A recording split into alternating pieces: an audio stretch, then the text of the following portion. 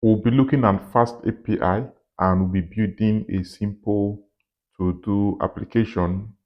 So this will give us an insight and an overview of what FastAPI is and how to build application using FastAPI. So the front end is going to be on React. So that's going to be FastAPI for back end and React for the front end. So we're going to be building this simple project.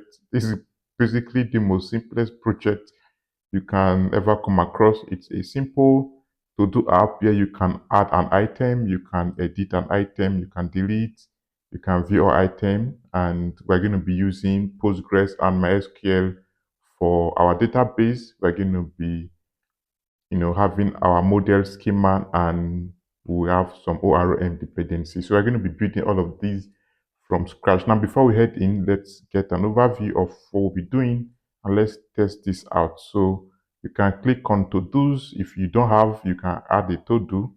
Let me say, so visit grandma. Description, you can be empty. You can add a to do. You can add another one.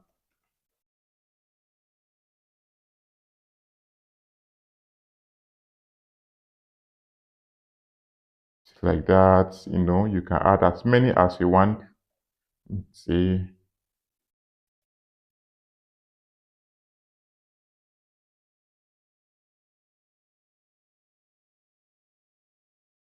something like that. So you can add some to-dos, you can edit. So when you're editing, you can add let me just say, on Monday, and you can mark as completed like that. And if it's completed, this is going to be slashed right here. So just like something like that, you can delete like that. You can, edit, you can delete and stuff like that. You can add more, you can view. And so this is what we're going to be doing, very simple.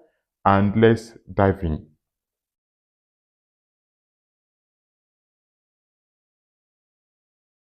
We'll be following this simple step out right here. I'm going to share this document so you can get to follow them to make things very easy. Also, the code for this project will be shared when it is completed at our end. So the first we have to do is to be sure that we have terminal installed.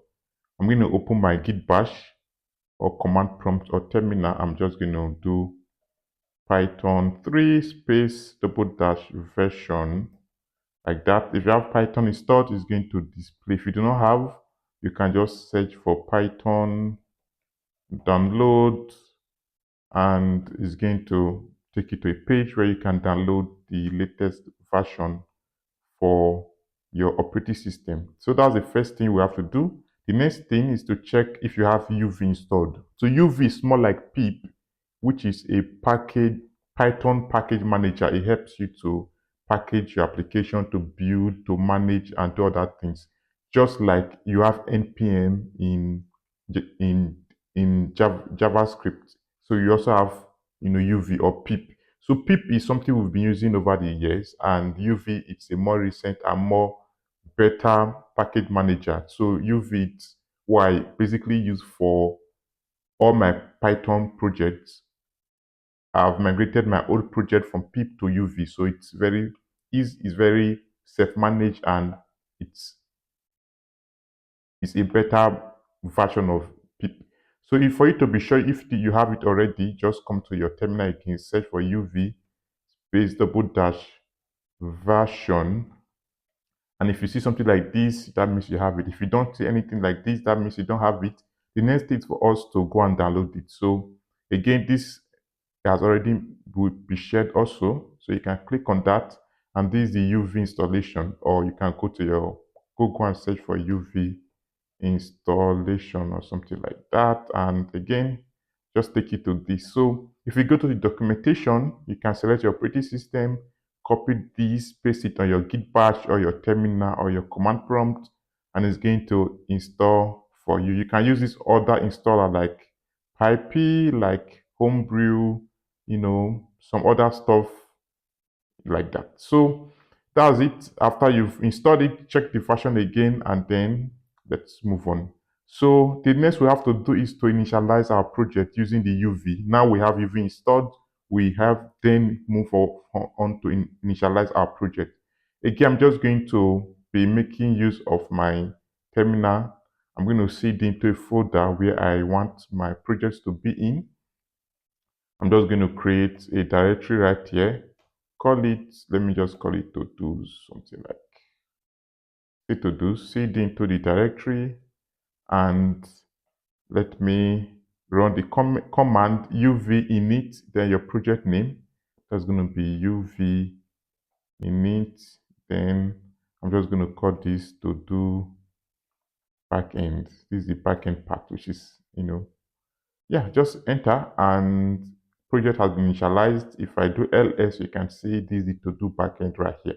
Now we're going to head on to open this project in our code editor. So for this, I'm going to be using Visual Studio Code. It's a popular code editor. So I'm going to open it up right here. If you don't have Visual Studio Code, you should download it by searching for Visual Studio Code and click on this, and you're going to get it downloaded right away. So I already have it. I'm going to open it up right here. Click on open folder, or try to look for where the project is on your system. Mine was on tools right here, and that was called to do's, and that was to do backend. So open that project, and if I open the project, I can see this how it is. When you initialize your project, you're going to have this stuff right here. You're going to have your Python version.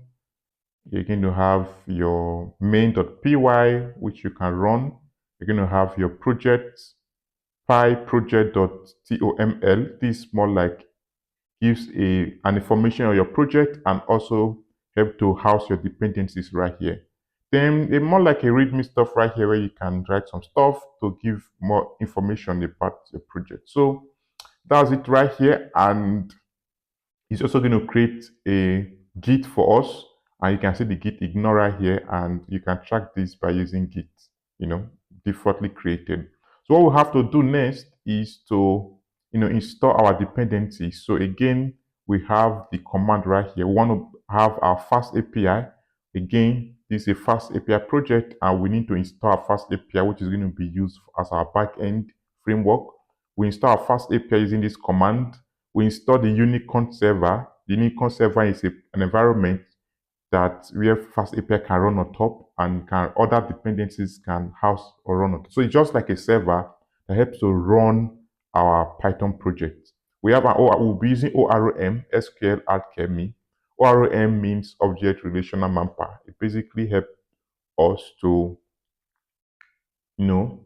write SQL script by using our Python code. So by writing a function or a class, is going to convert that to SQL and helps to connect to your database and do other stuff. So basically helps us, instead of us writing our database query ourselves, by writing Python code, it helps to manage our DB. So that's what ORM is, and the most popular one and the commonly used for larger scale project is SQL Alchemy. Then we will be, as we rightly said, we'll be using Postgres as our DB and also MySQL. So for Postgres users, you'll be adding this dependency, while for MySQL user, you'll be adding this dependency. So I'm just going to be showing how to connect both to our database. I'll be using both. Then we'll be using Alembic for our database migration. We'll be using pedantic setting to load our ENV variables into our project. Then we'll be using Greenlet for asynchronous DB query and all of that. So for us to have this dependency, you can either add them one after the other, or you can use this general command right here to install everything. So I'm just going to copy this command right here, and I'm going to come to my project, open my terminal like this, and make sure I'm in the root of where I have my project right here, project.something. I'm just going to do the UV add, and you can see right here it auto created a .venv for me, and my dependencies were added right there, and those were in our .venv. So that's the power of UV. If we're using pip, he will not do that for us. So we have to manually create our environment and then start doing stuff. But by using UV, which is an improved version of a Python code management. It helps you to auto manage your application within an environment. Now we can see this dependency have been added. For me to be sure, I'm going to go to my Py project like that. This file right here, you can see in the dependency part, these are the dependencies that were added for me. So we're going to proceed with the lecture.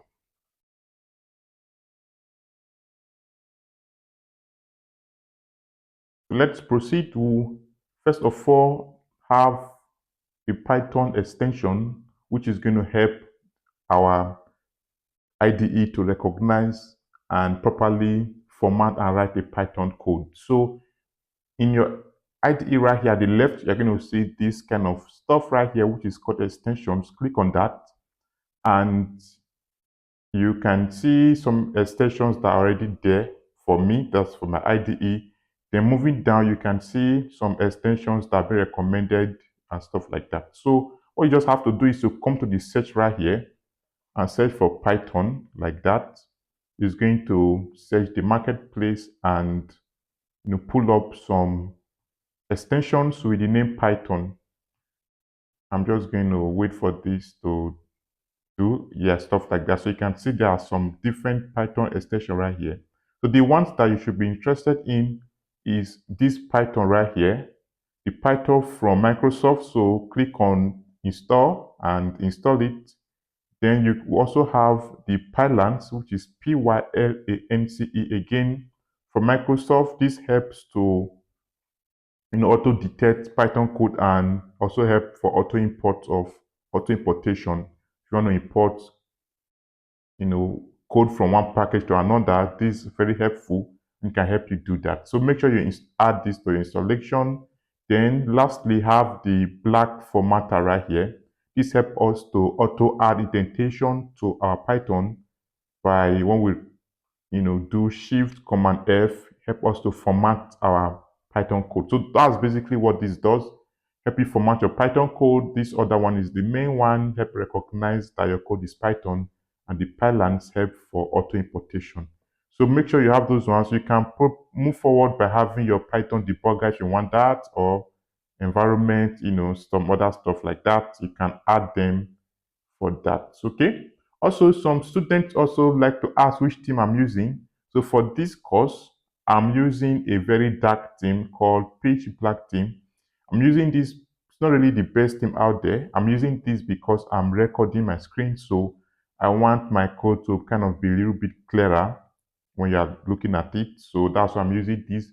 But if I'm working, I like using the Learn with Summit theme. So this is kind of like a very cool theme that you can try out and use. Yeah, so let me just show how this works. If I set this one right here, Dracula, my code is going to be something, I don't know, something like this. Or yeah, something like this. Yeah, let's just take it back to the black one. So, and then you can see so you can, have a better view of my IDE.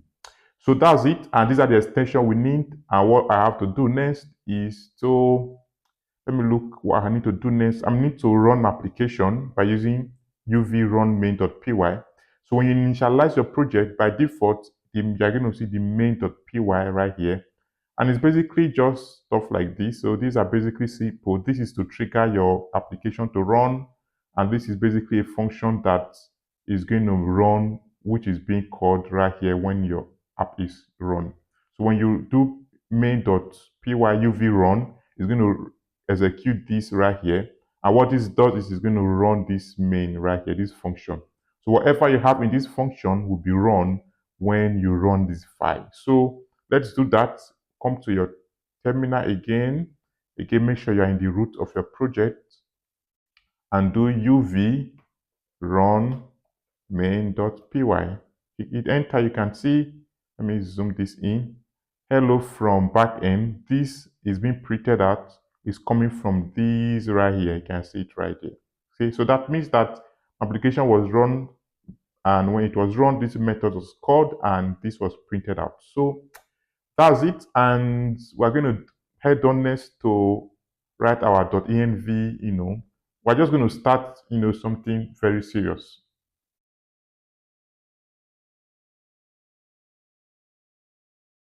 Let's proceed. We are going to have our DB connection. So right here in my root, I'm just going to right click on it and create a file, call it .env. Again, this file is going to contain our database URL. I wouldn't really want to expose our database URL because we'll be pushing our code to the public repo. So this will be ignored like that. So this is basically the coding standard. So let me call this database URL. And again, as we rightly said, we are going to be connected to a Postgres and a MySQL DB. First of all, let's show how you can connect to a Postgres database. So I'm going to open my Postgres PG admin, which helps to connect to my Postgres. And as that is coming up, let me also pull my SQL up right there. Let me also pull my SQL Workbench out right there. If you don't have these, you can easily download them, and they're very straightforward to install. Okay, so yeah. So right here for your database URL for Postgres, let me add a comment right here and say Postgres DB connection. That's going to be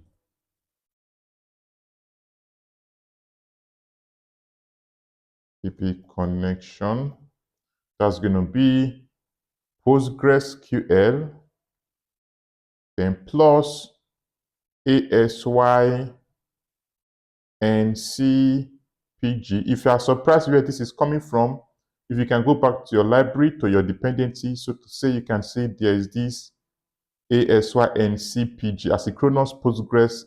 This is going to help us to connect to our Postgres, while for my SQL user, you have this one right here. So we'll be using that to connect to our Postgres DB. So that's going to be PostgreSQL plus your library, then like double column, double dash, then Postgres, which is going to be your Postgres username, then double column, your Postgres password, which is your database password, at your DB URL. Mine is in the whole local host, and then your password, which is 54321 for my Postgres, then slash your database name. So I'm going to be creating a database name called Todo, something like that. So yep, so I'm just going to do that now. Let me not forget. So I'm going to open my pgadmin, come to my server right here. This is my PostgreSQL. Then within my database right here, I'm going to create a new one, which is create a database and call that Todo, something like this. And you can see the owner is Postgres, something. So click on that.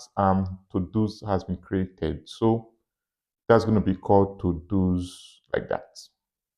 So let also have connection for the MySQL guys. So this is going to be my SQL DB connection. The same way, let me say database URL equal to, that's going to be, since MySQL,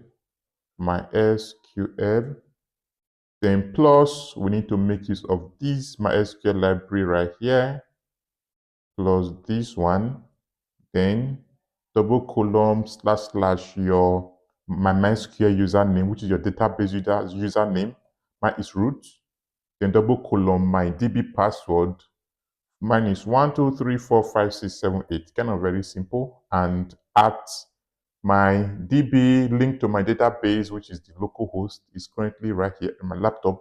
And the port for my DB is 3306. Then slash my database name, which I'm going to be calling Todos. Then I'm going to open my workbench, click on my local right here. I'm going to create a database called Todos, like that. Fire that down, and that has been created. If I refresh, you can see Todos has been created like so, and that's going to be it. So I'm just going to comment this one out first. So let's just leave this one, and we're going to head on to have our config.py so we can inject our value right here into our application. Currently, the value resides in our .env, which is not yet in our application. So we need to inject this into our application so we can use it to connect to our actual database.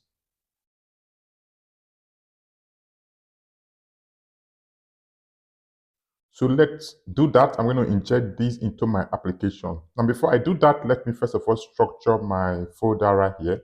So I'm going to create an app within the roots of my application. And within this app, I'm going to create some folder. I'm going to have my core right there, which will contain my core implementation. I'm going to have my DB, where we'll have my DB connection method. I'm going to have the models right there, which will contain my model. I'm going to have the schema, which will contain my schema, or what we call DTO. I'm going to have my router, which will contain my APIs, and I'm going to have, let's say, our server service like that, which will contain our service method. So that's it. And next, I'm going to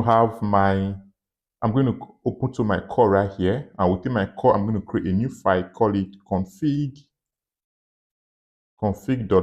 and this is going to contain my method, which will help me. Let me rename this correctly. Config. This is going to contain a method that will help me inject my ENV into my application. I'm going to create the class right away, and I'm going to call it settings like that, and that's going to extend a base settings like that. And this should be auto imported for me, but if I click that, I'm not able to import it. I'm going to really show you guys how to do that right away. Now here I'm going to have my base.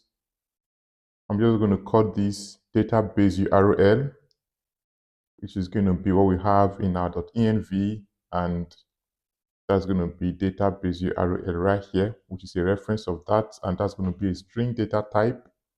And then I'm going to have my model underscore config. Again, I'm going to import all of these, and that's going to be settings config, and I'm going to say my env underscore file, where we are injecting it from, is going to be from our .env. Then comma, I'm going to say if there are any extra stuff in my env, ignore them. That's going to be ignore. Ignore like that. Hope that spelling is correct. Then I'm going to, export this and create an object of it by saying settings, small letter settings, so we can differentiate it from this one.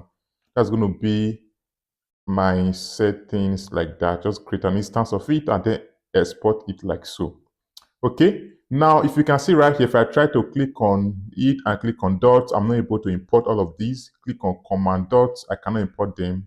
I have to, import it manually by coming right here and say import. If I won't say import, I'm not even getting a suggestion. So that means that my project is not able to recognize my Python environment, and I'm not able to make use of import right here. So for us to solve that, first thing we have to do is to come to our file right here, come to your file at the top, come to the code at the top right here, click on settings, click on setting, and right here search for auto completion like that.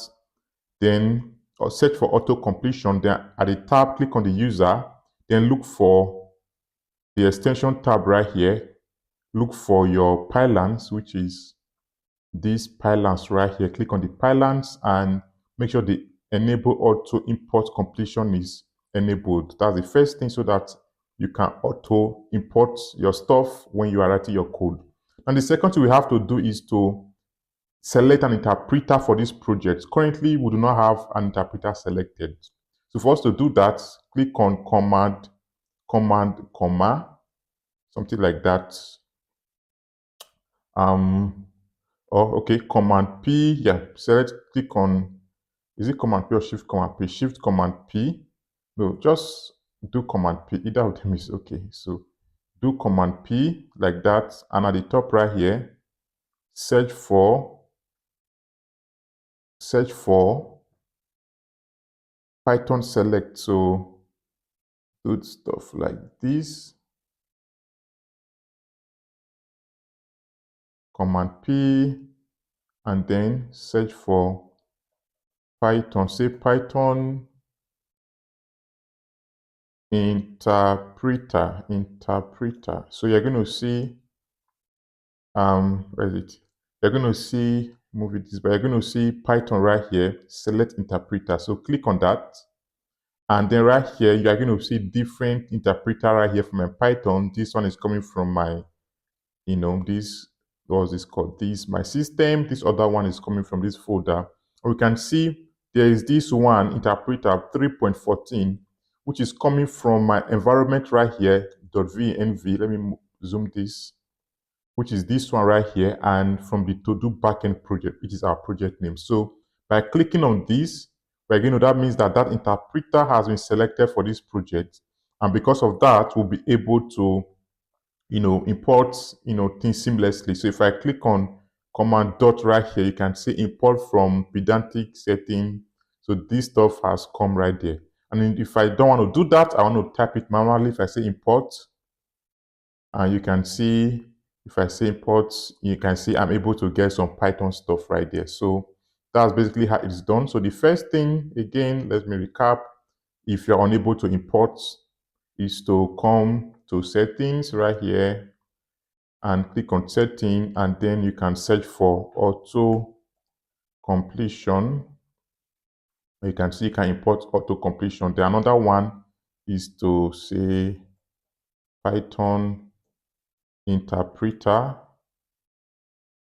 That should be in our environment, not here. So that's going to come right here, and just click command shift command P, and then search for Python interpreter, then click on select interpreter like that, then select an interpreter for this project.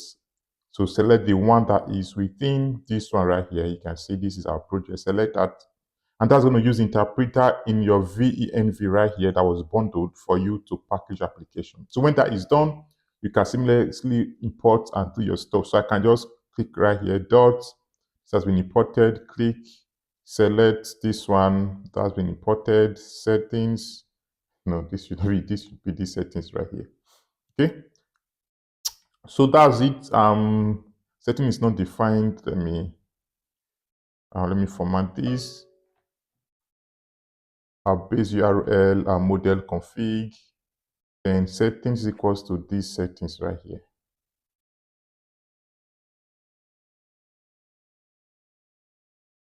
So I'm just going to, this setting should be like this. Yeah, just should be at the base right here. So we can, create an object of it, and then this can be reused.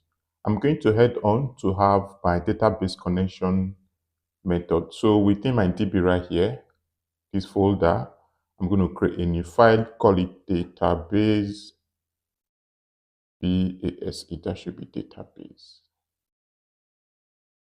Database.py. And again, I'm just going to, first of all, create the engine by say engine. That's going to be, I'm going to use a method called create async engine. Remember, we want things to be asynchronous because our dependency is an asynchronous kind of dependency. So I'm going to just say, first of all, say settings. I'm going to pass in my database URL.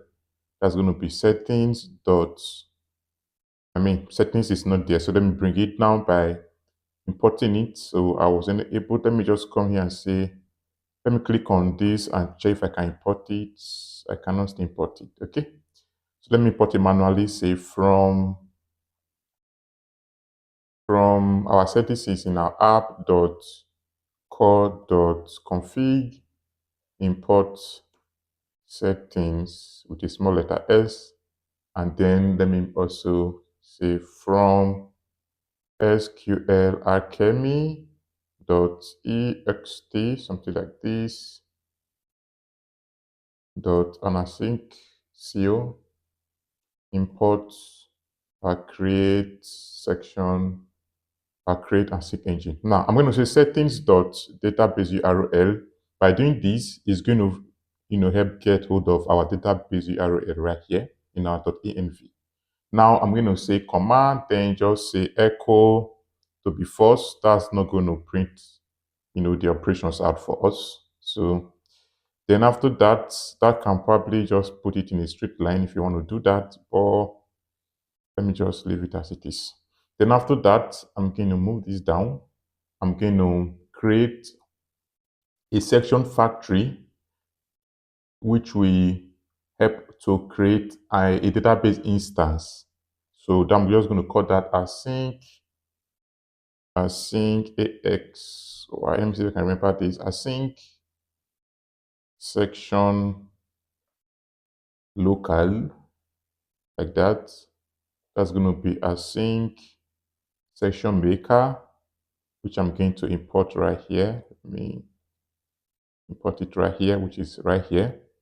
Then I'm going to invoke that and say bind to our ng right here, which we created above. And then comma, I can say expires on commit to be false. So what this means is that this is going to help us create our database section by connecting to our database and helping us create our database instance. Now what we are doing by saying expire on commit equals to false, we are basically saying that this is going to prevent your database instance from expiring. Let's say you connect to our database and we'll perform an operation by saving a to-do item on the database or getting a to-do. After a database operation has been performed, do not terminate that instance. That's what expire on commit first. Do not expire that database instance. So I'm going to have a method so we can use to get the database objects by saying def means we are creating a method and say get db. Like that, that's going to help us get database instance. I'm going to say now sync with this one right here, and sync section local. I'm going to invoke it and then I'm going to call it as section, SESSION, and then I'm going to yield by yielding this section like so. This is going to help us get a database section. Like so, when I'm calling this, is basically invoking this, which will now help create an engine, use this engine to access our database URL, create a database instance. And right here, I'm basically calling that instance a section and I'm yielding it. So this is going to help us get our database. Now what I'm going to do next is to try to connect to this database so we can check if we can actually make a connection to our DB from this URL right here. So that will be done.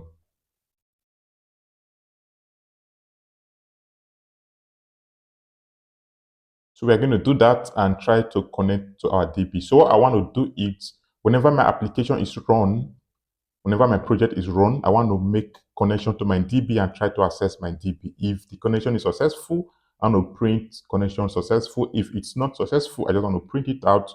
That's going to make us know if we're able to connect to our DB. So within my app right here, I'm going to create my main method by saying main.py within my app right here. So remember, in our root project, we have main.py. This is basically for us to run our app, and then inside our app, I have my main, where we can have my methods to, where we have use my FastAPI to create an object of my application. I can configure my middleware right here and define my router and my API. You can actually do everything in your main right here. But most of the time, it's more appropriate to have a code right here to redirect the run to trigger this right here. So let's just do that. So now within the main of my root project, where we have the, underscore name right here, I'm just going to trigger to run the main in our app. So I'm just going to come right here and say, when your app is run, this main method is run, I'm going to say unicorn unicorn. Before, let me even import it. Unicorn. Let me see if I can import it by. I could not import it. Okay, let me just import it manually from here and say import unicorn. Unicorn. Okay, so I'm just going to say, if we remember our dependency, we have our unicorn right there, which is this one right here. Basically our server. I'm going to say unicorn, import unicorn could not be resolved. Okay, that's not my problem. So unicorn.run, why is this unable to resolve? Let me see. I mean, that starts here. Okay, unicorn.run, I'm just going to check that out. I want to, when you do uv run main.py, I want to use unicorn to run our application, and that's going to trigger our app.main. It's going to trigger our main.py within our app folder, and I want to my host to be 0.0.0, which is going to be,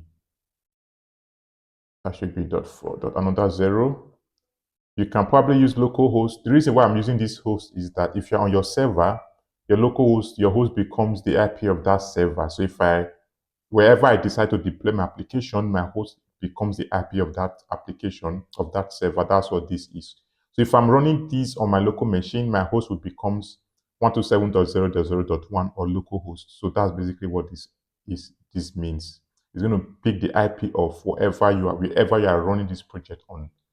Then I'm going to define my port, which is going to be, let's say 80, 85, I don't know, anything. Then reload, because on a dev mode, reload is going to be true, which means that whenever there's a code change, that should be reload, spell it correctly.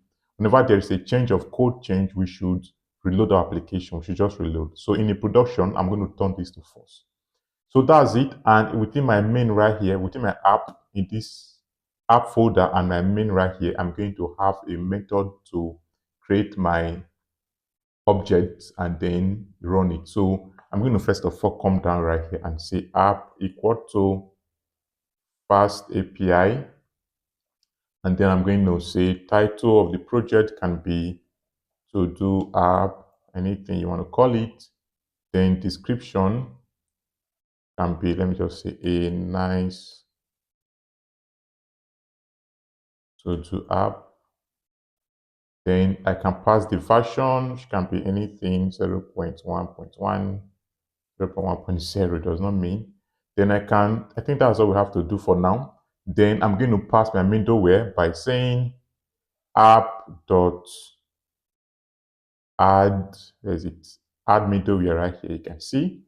And that's going to be, I want to pass my course, CO, capital CORO, SM, this should be imported. I'm expecting this to be imported for me, my course middleware, comma, let me click dots, and that's not coming, so let me just import it from, I think my import is not working correctly, I'm not happy with it, okay? So yeah, so that's the FastAPI, from FastAPI, import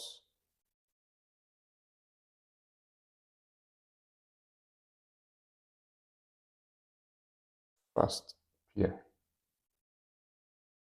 Okay, then I'm going to say, okay, that's already been done right here. Okay, I'm going to say from FastAPI dot middleware dot cars import course middleware. Yeah, that one. Then after that, I'm just going to pass in my origins by saying allow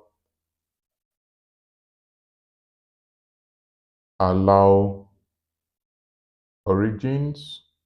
It basically means that where do we want to allow to access these, our backend. We want to allow all endpoints, our origin from everywhere. Then I'm going to say allow credential and then some other allow methods and allow headers. Just do those ones like that. Allow credentials true, allow methods, and allow header. Okay. And after that, I am just going to create a simple API by saying app.get. Just create simple get method so we can get to see if this is working. Then when you go to the slash, I'm just going to pass a tags, which is going to be, let me just say, call this root. And then I'm going to create my function, which is called root. And that's going to be, I'm just going to return something by saying, yeah, hello, welcome to your to-do apps, blah, blah, blah, stuff like that. Yeah. Now, that's fine. Now, for us to be able to check if we've connected to our DB, we need to use what we call a context manager or a lifespan. This is going to exist whenever our application is run. So I'm going to come right here at the top right here before I create my app. I'm going to come and say at asynchronous context manager. I'm just going to import this by importing it from context lib right here. And then I'm going to create my function. I'm going to call it lifespan. And I'm going to pass my app to it. I'm going to inject my FastAPI into it. And right here, I want to first of all print to say attempting to connect to DB, something like that. Just want to have some logs. Then I'm going to have my try and catch stuff right there. So what we're basically doing is that we're basically having a try, and I want to just, catch and then throw my exception right there. So that's going to be my exception. And let me import the content engine from our database. That's going to be from our app.db.database import engine, or not engine, not echo, like that. Yeah. Then this test should be imported from typing. Where is it? Should be imported from SQL Academy. Where's SQL Academy? Yeah, that one, like that. It's basically database stuff. So, and then very importantly, try to yield. If you don't yield this, you're not going to, you have a problem. So what we're basically doing right here is this is going to be lifespan. And for us to use this, I'm going to come to my FastAPI right here. Let me destructure this. And after my version, I'm going to say comma lifespan equal to our lifespan. So what this means is that before an object of my FastAPI is created, it's going to try to connect to our database. And when I'm shutting down my FastAPI, it's going to also shut down like that, something like that. Yeah. So let if we have to shut down, let me if we have to shut down right now. So if we are no shut down, this is going to print this stuff. When we are shutting down, we're going to just, close or dispose our database connection. That's what we're doing down right here. Okay. So in as much as our FastAPI is up, our database connection is going to be up. As we are closing down, is going to shut down our server, our database connection, and we're going to print these logs out like that. So this upper one is going to be startup. Let me have the comment up right here to say startup and then shut down. So that's basically it. So let me just try to test this out. uv run main.py, enter. Unicorn, okay, we're unable to get unicorn. I'm just going to check why. Right here, I'm unable to, unicorn is not detected. I'm just going to check why I'm unable to get my unicorn, which is already in my project. So I'm going to check that out, and then we're going to continue. Okay, I think I didn't spell it correctly. Yeah, I think it was spelled uni. I don't really know what the name was, but it's supposed to be UV con, yeah, not unicorn, UV con. Yeah, okay. So let's do it again. And I just copied the dependency from here. I just copied the name right here, the name, and then I just pasted it here just to be sure that the spelling was correct. Now let's run that again. Let me zoom this in. Run. Let's wait for the logs to see if it's able to connect to our DB. and unicorn running on this. Okay, where's my DB log? I'm not getting that. So let me see. Yeah, database connection failed. You can see, which is not a problem. So we are unable to connect. Database connection failed. Multiple exception. Let me check what's going on with my DB. It was unable to connect. Let me see. That's one Postgres 1, 2, 3, 4, 5, 6, 7, 8. Okay. I think that's my password at localhost 43. Okay, I think my password is 5432. There is no 1 in my password. I just remember. Password is 5432. So let's stop this and try to connect run again. You can see right now, attempting to connect to DB, successfully connected to database. So we've been able to connect to DB. And if I Control C, as I stopped it, we can see stopping in progress, database connection pool cleared. So when I stopped my DB, it cleared my connection pool. Now, if I try to pass a different database name and I try to restart, you can see database connection failed because this database does not exist. It is very clear error, very clear right here. All right, so that's it. And I'm just going to test for the MySQL connection.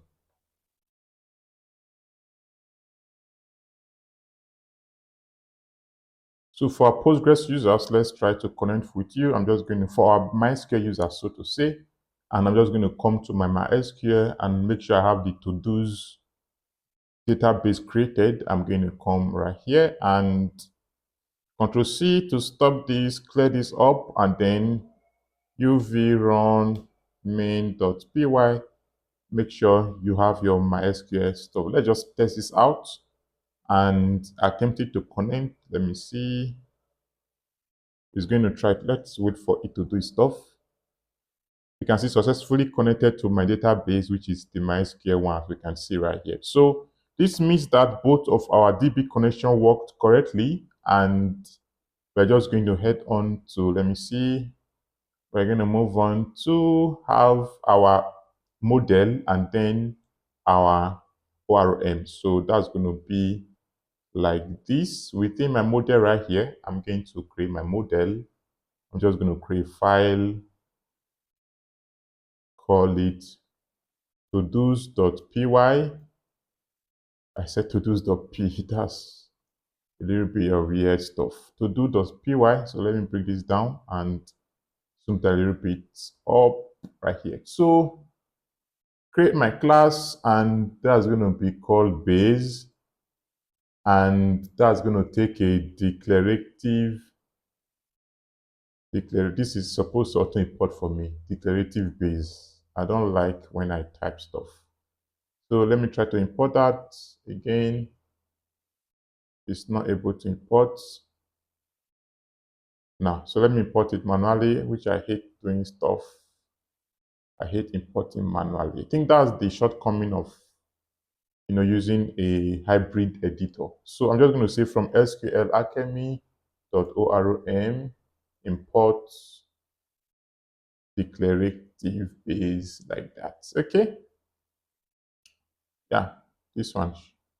Okay. After I've done that, I'm going to say pass. This is very important. If you're using MySQL, if you're using SQL Alchemy, which is the most popular ORM, when you're writing your model, you have to create a declarative based object, which will then be injected and used subsequently. So this is the first thing you have to do. Just create your base, pass in your declarative base.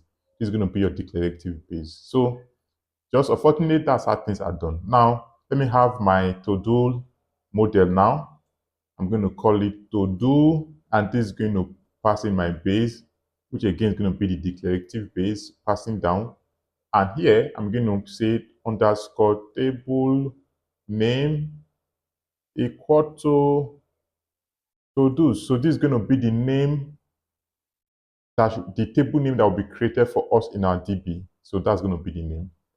Then I'm going to then pass in my field, which is my ID, and that's going to be mapped. Okay, I need to import this mapped something here, mapped like that. So That's going to be a string, and that's going to be an data type integer, which is our ID, and that's going to be mapped underscore column, which I need to also import right here. Mapped underscore column. So what this does, it is help to create a column for us. I'm going to invoke it like that. So it helps to create a column in our database table for us with the name ID. And right here, I'm going to proceed to say primary key to be true, which means that this is going to be our primary key. And then I'm going to say auto increment to be true, which means that this will be self-managed. We have no business, messing around with this ID. So that's going to create a column in our database. It's going to create a table for us called to-dos, and within that table is going to create a column for us called ID. Let's create other column, which is going to be the title of our to-do. And again, we already know what that is. That should be a mapped. And then again, you can say mapped string data type. I'm just going to say optional of string, data type string. Optional means that it can be null. It can either be a string or a none. Or you can say, if you don't want to use optional, you can say string or none. It's okay, same thing. This is just a modern way to write it, while the optional is for the older ones, for those who are using a Python which version lower than 12. So this is going to work. But for a more modern version, you use this one right here. Where is it? I'm just going back and forth. You use this one right here. Yeah. But who are going to work correctly? So again, this is going to be a column. So let's just invoke the mapped column so you can convert this to a column for us. So I'm just going to copy this and paste so I can have other fields up right here. And then this is the title, and let's also have a description for the next one. This again is going to be optional. And yeah, I think the title should not be make optional. The title should be mandatory. So let me just remove optional from the title. You must pass in a title so we can make the description optional. So I think this is the best logic. So I'm going to have the is completed, which is going to help us to check if our to-do is completed. And this is going to be mapped by, and that's going to be a Boolean data type, true or false, and mapped column. And I'm going to say the default for this value should be, let's say false. I wanted to say true, let's say false. So if you are creating your to-do item, the is completed should be false by default. Now let me have the other field, which is going to be the date it was created. That's going to be created at, and that's going to be data type date time. That should be imported from date time, as we can see right here. And equal to mapped column, very important. And I'm going to have a default value by saying server default equal to a function, and dot now is going to get the current time and then set it as it created at. So let me also copy this and have the updated at, which is going to be the date time you updated it to do. So updated at again is going to be a date time, and mapped column, which means that we are creating a column on our database, and that's going to be server default equal to function.now, which is correct. It's going to create this. I'm just going to say this should be update. This should only update when there's an update. An update equal to function func.now. So what this does is that if you create an object of a to-do, the updated add value is going to be the current time. Whenever you're updating that to-do item, this onUpdate will be triggered, and then the current time as at that time will then be the new value of the updated add. So that's it for our to-do, and this is how ORM work. And by doing this, is going to auto generate the necessary SQL queries for us that will help us to auto create a database in our table called to-dos, help us create the columns, and also help us with the necessary code that can help us to add data, update data, and do other stuff. So we're going to head on to have our schema set up.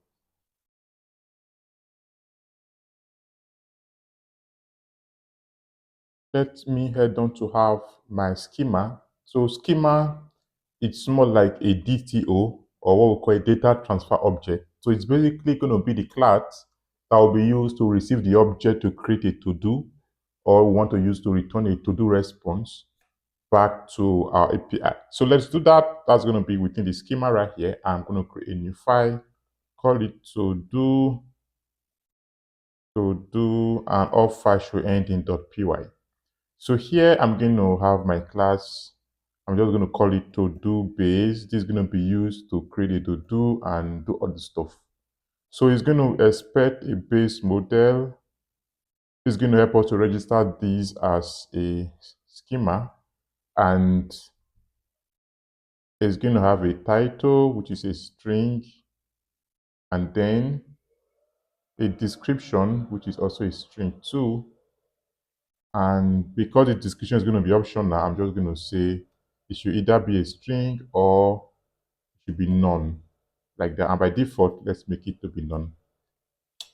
Yep, so that's going to be our base. And let's also have to update our to-do. So that's going to be a class. If we want to update our to-do, we're going to be using this second class to collect the response or the request. We're going to use it to collect the request, and that's going to be to-do model, not base exception. What's that? To-do model, and I'm going to have my title, description, and is completed. All of these will be optional, which means that you can decide to update your title or the description or the is completed. And here I'm going to have something called model config, and that's going to be just any additional thing you want to do, which is going to be config dictionary, and that's been imported. Any extra thing you want to do, we can have them within this configuration right here. For example, we can say, I want to enable, camel cases. By default, if you are using this without any of this, you can, in your body, you have something like is completed. But we can say allow user to also say is completed. This is camel case. So I want to also be able to receive a camel case request from the front end. I'm just going to say alias generator, and that's going to be to underscore, where is it? To camel, like that, where is it? Equal to camel. I need to import this one again. That's import it from alias generator. So I'm going to say from pedantic dot alias generators, then import to camel. We also have to Pascal. You can see Pascal to snake, stuff like that. So yeah, so let me just get rid of this. This will help us to pass in a camel case. We have to convert this snake case to camel case. You can also have order by saying populate by name and other stuff, just have them up like that. Okay, so let's also have a class that will be used for response. That's going to be to do response. And again, this is expected. This is going to have everything in our to do base right here, which is the title and the description. Let me copy the to do base here. And in addition to the to do base, which means that in addition to the title and description, I also want the ID also to be a part of the response. And then also want is completed, and then is completed, created out, and then updated out. So I'm going to import the date time like that. So this is going to be our schema, and we'll be using these to receive the body to create a to-do. We'll use this to receive the request to update a to-do, and we'll use this to return a response whenever we've, done something. Whenever we've gotten the response from the DB and want to return the object, we use this to return. So also, a best practice is for us to have another file which will be used as a generic response. So we want to have a wrapper that will be used for all API response. That's going to contain the status code, the message, and then the data. The data in this case is going to be the to-do response here or any other thing. So within my schema, I'm going to call this response. Again, .py, and first of all, I'm going to have my type variable like this. Again, you're not to complete it. Okay, I think that's better. And that's going to be a T. And then I'm going to have my class. And that's going to be an API response. Call it an API response. And it's going to take in a base model from pedantic and then a generic from typing. And then that's going to be of T, type T. And that's it. So what fields do I need? And that's going to be, yeah, it's everything right here. Everything is right. So what field do I need? I need the status and then the message and then the description. So let's have it up right there. The status, the message, the data, and yep. So what's this? Our type var should be imported from typing, not AST. So remove that one. Put the comma right here. It should be imported from typing, our type var. Okay, so I can add some model config right here again as usual and say config dig like that, not like dig, but I mean dictionary. So I'm just going to say from attribute true and exclude none to be none. So exclude none means that if there are any of these values whose data is not there, then do not add it along with the response. So that's it for that. And what should I do next? We need to head on to have our service class. Let me see. Okay, now before we have our service class, let's persist this data. Let's persist this so that if we go to our DB right now, if I say select, no need for select all from to-dos like that, you can see there's no, I don't have my table is empty right now. So let's persist this data. Let's perform a migration so that this model right here can be created. This table can be created in our database so we can get to move on.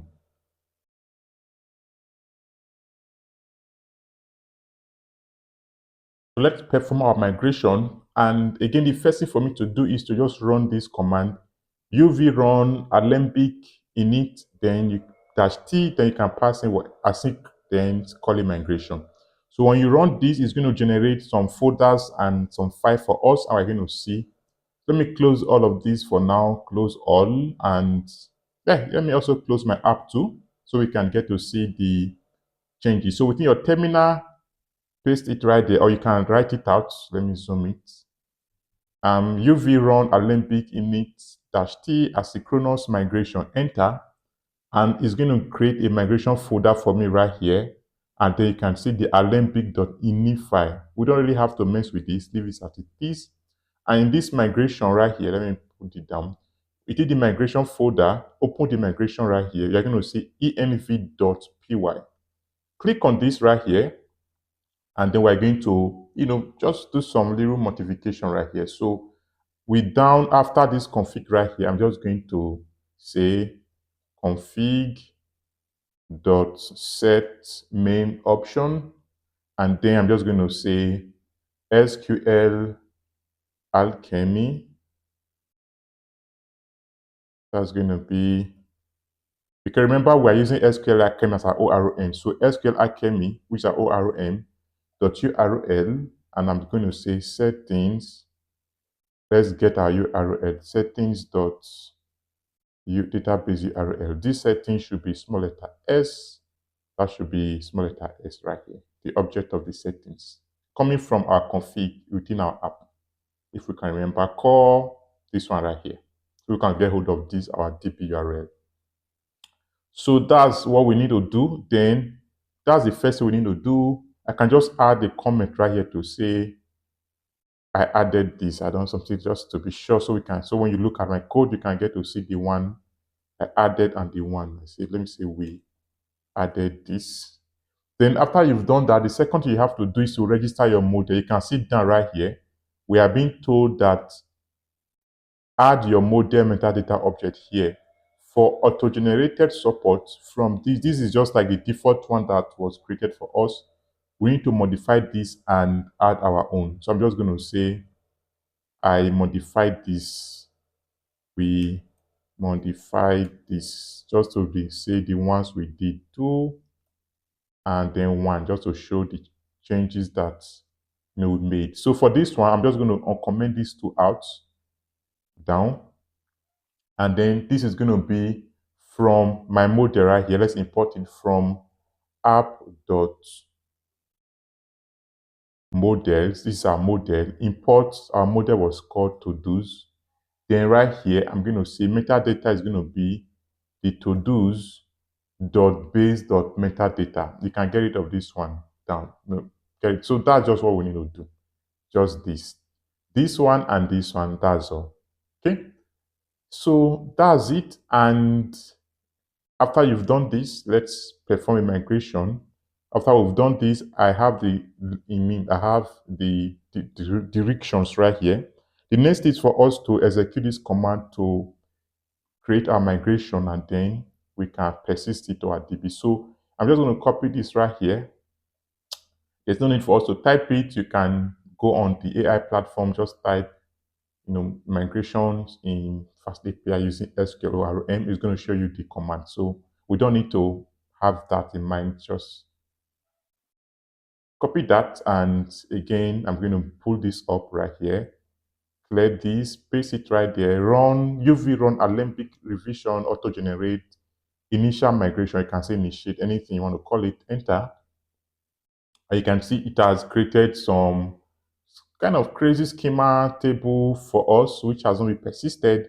If I come right here and I execute this or I refresh, it has not been persisted. You just have the Alembic version, which has been generated for me. So I need to persist this to my DB. I'm going to come right here and run this command. Very simple. And paste it right there. UV run Alembic upgrade head, enter. And that's going to, okay, virtual require length of, okay, I'm having a problem with my migrations. Okay.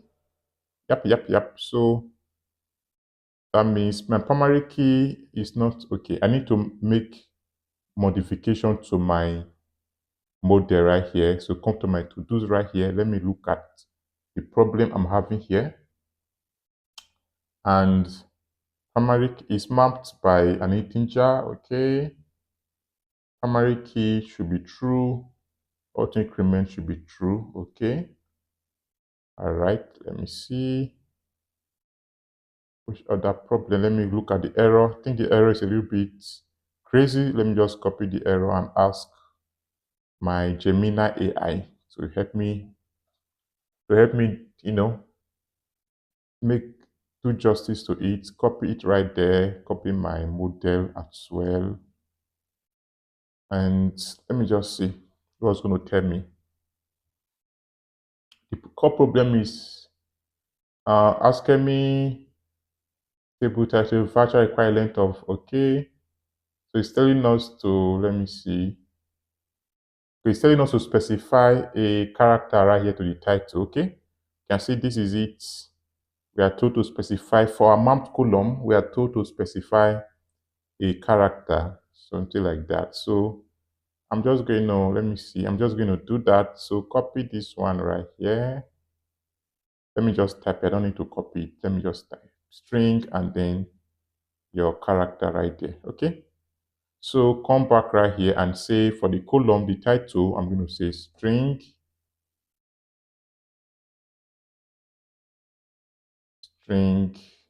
which is from Ask SQL Academy, and then my total value for the title should be 255. That should be the length. For my description, I'm going to say string. The total value should be like 1000. For the total character in my description, I want it to be 1000. So that's it. We need to do this again. And I'm going to perform the migration again. Let me clear this. And then let's do that again. We need to perform a new migration. So copy this, generate migration schema. Let's have a new migration and then call it initial migration.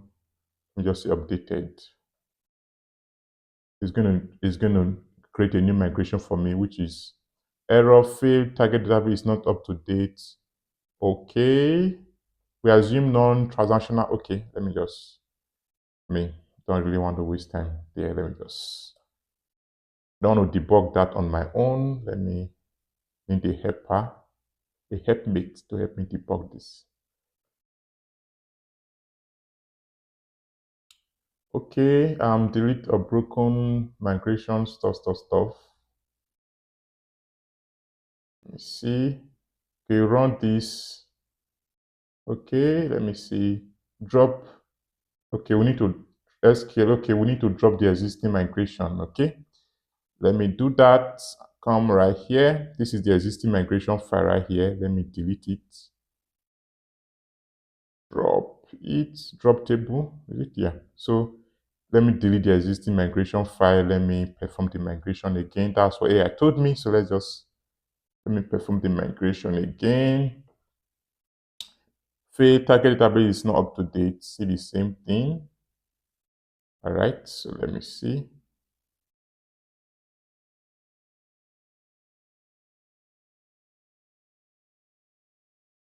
Let me see.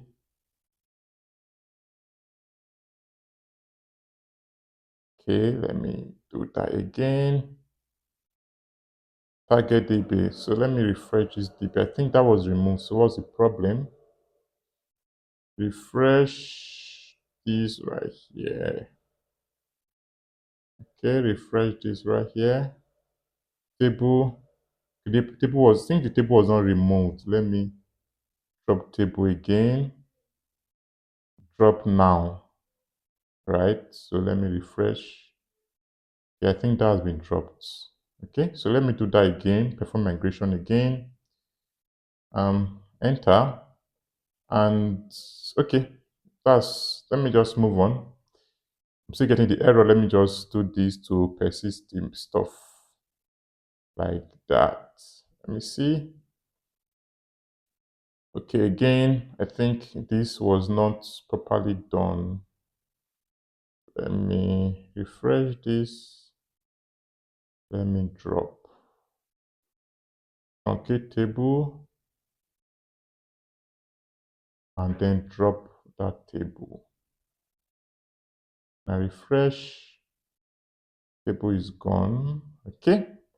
Yep. So let me clear this up and do that again. And let me say new. So we're still having the error. Let me see.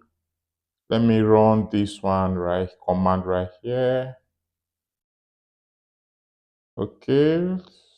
Kind of a little bit creepy. Let me run this one. And let me get rid of the head right there.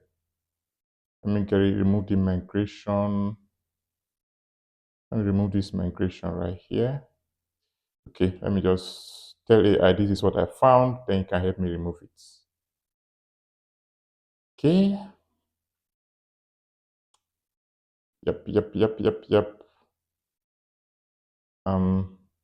Say, can you remove the migration so I recreate it? Something like that. Delete the migration file. Okay, I don't really like doing this, but let's just delete the migration file and let me see. Yeah, that migration file has been deleted, so not the entire folder, that particular file. So let's create it again. And let me see my database table. Yeah, let me remove what I have right here because this is always generating a migration for me. Let me drop this one. Does not really mean, but yeah. So I've removed the old one. Let me generate initiate the migration again. This one. Okay, that's generated, and let me run the head like that. You can see migration was successful if I come to my DB and I select off from to-dos. That's gonna, let me refresh this one. Tables right here, and you can see I have my to-dos. It was actually called to-dos. Yeah, select off from, I did specify the database name, which is to-dos. That's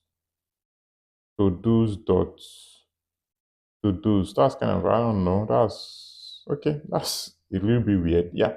So right now our migration is successful and we can see that the database was persisted. So the problem we had was very simple. When I created my database columns right here, title, description, I didn't specify the value that the column should, especially for a string data type, you need to specify the maximum value that can be stored right here. If you're using a MySQL, but for a Postgres, it does not really mean it default to, I think, to this value for Postgres. So this should be done for MySQL people, so you can do that. So let's do the same migration for a Postgres. So I'm going to change my ENV to Postgres, so we can target the Postgres DB.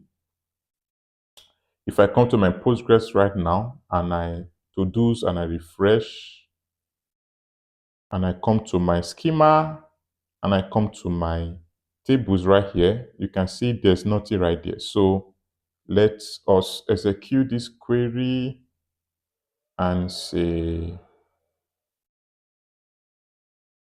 let me say new, something like that, and that's been okay. The database up to date. Okay, let me just upgrade this head so you can, you can make use of that. So execute that, and that's been done. So let me check my Postgres now.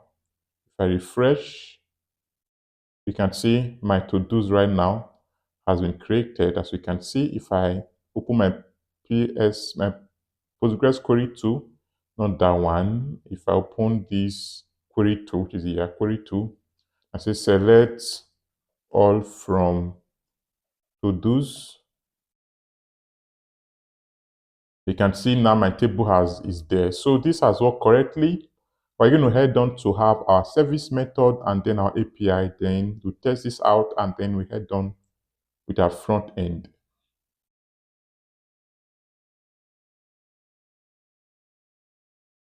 So let's head on to have our service. So again, within my app right here, I'm going to my services right here, and I'm going to create my service class. I'm just going to call this to-dos.py, and that's going to contain some of my, I'm going to have a method.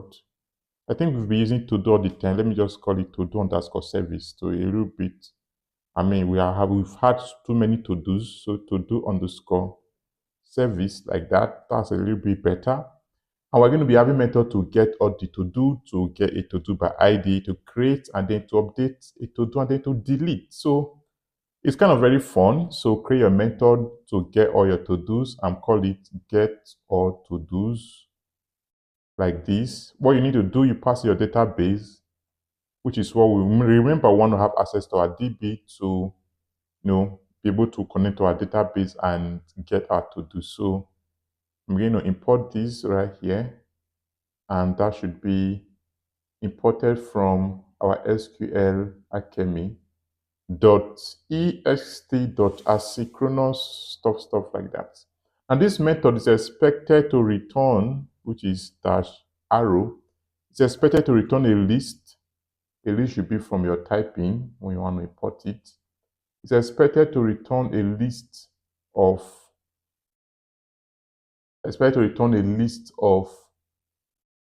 to-dos. No, let's not use capital letter L. Let's use small letter list. I'm just a little bit list, yeah. List of to do, which is going to be to do, which is from our schema. Or okay, let's say from our to do, our database. So we're accessing DB right here. So here I'm going to say results, which is going to be result from our database query. That's going to be, we are awaiting our database dot execute, and I'm going to have my select, then want to select to do, which is our model, to do dot where, then the to do, where's my to do, where to do dot id is equal to, am I sure I'm doing the right thing? No, I'm not doing the right thing. I think I'm a little bit lost right here. So I'm actually writing a query to get a to do by ID. So to get all to do, that's going to be await db.execute, select to do. That's going to be order by, select to do dot order, order by should autocomplete. What's going on? Dot order by, that's going to be to do dot created at dot descending. Want to get the latest to do first. Let me invoke the descending like that. And then I'm going to return the list of everything. That's going to be the results. Then dot scalars. Is this? Yeah, scalars. And then I'm going to invoke that and say dot all, and then invoke that method. So let me just explain this. So what basically doing is we are waiting because it's actually an asynchronous operation right here. We are waiting, we are having connected to our database. We are accessing the existing database section we have, which was created when our app was run. And we are basically saying that the database.execute, we're executing this command. Everything right here, it's a command. And what's the command? We are accessing our database table by saying select to do, which is our database name. And we are getting all the value from our DB. And we are ordering them by, it created that we're getting the latest value first. So which means that if we have a million data, we are getting the last one, the latest data that was added first, and that will be returned right here. And we're just getting all the value and returning it right there. So this is expected to return a list of the to-do right here. So that's it. So let's also have to async def, which is a function to get a to-do by ID. And then that's going to take in this right here. Let me just copy this database here. And since we want to get it to do by ID, we need to also pass the to do ID, which is going to be an integer. To do underscore ID, which is an integer like that. And then this is going to return a to do, just one object.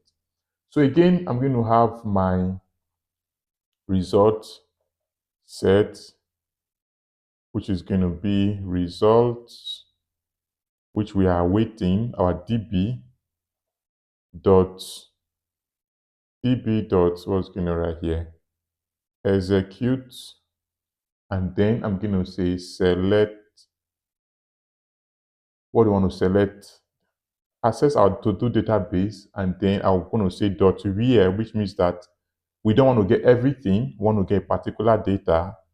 Dot where, and what we want to do, we'll say where the to-do ID, which we want to get, is. Let me even do this right here. Is equal to the to-do ID that we are passing in. So I only want to get the to-do whose ID is equal to the ID that is coming in. So that's going to get that item. I'm going to say to-do now equal to the results which we've gotten from our dp.scalar1 or none. Invoke that.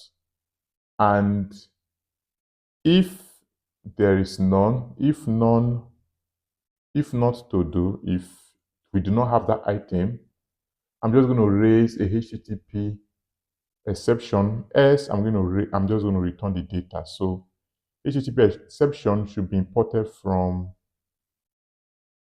FastAPI, which is this one right here. And status should be imported from FastAPI 2, which is going to be, here's the FastAPI, comma, status. like that. Import, why am I importing select? Select should be coming from the SQL Academy.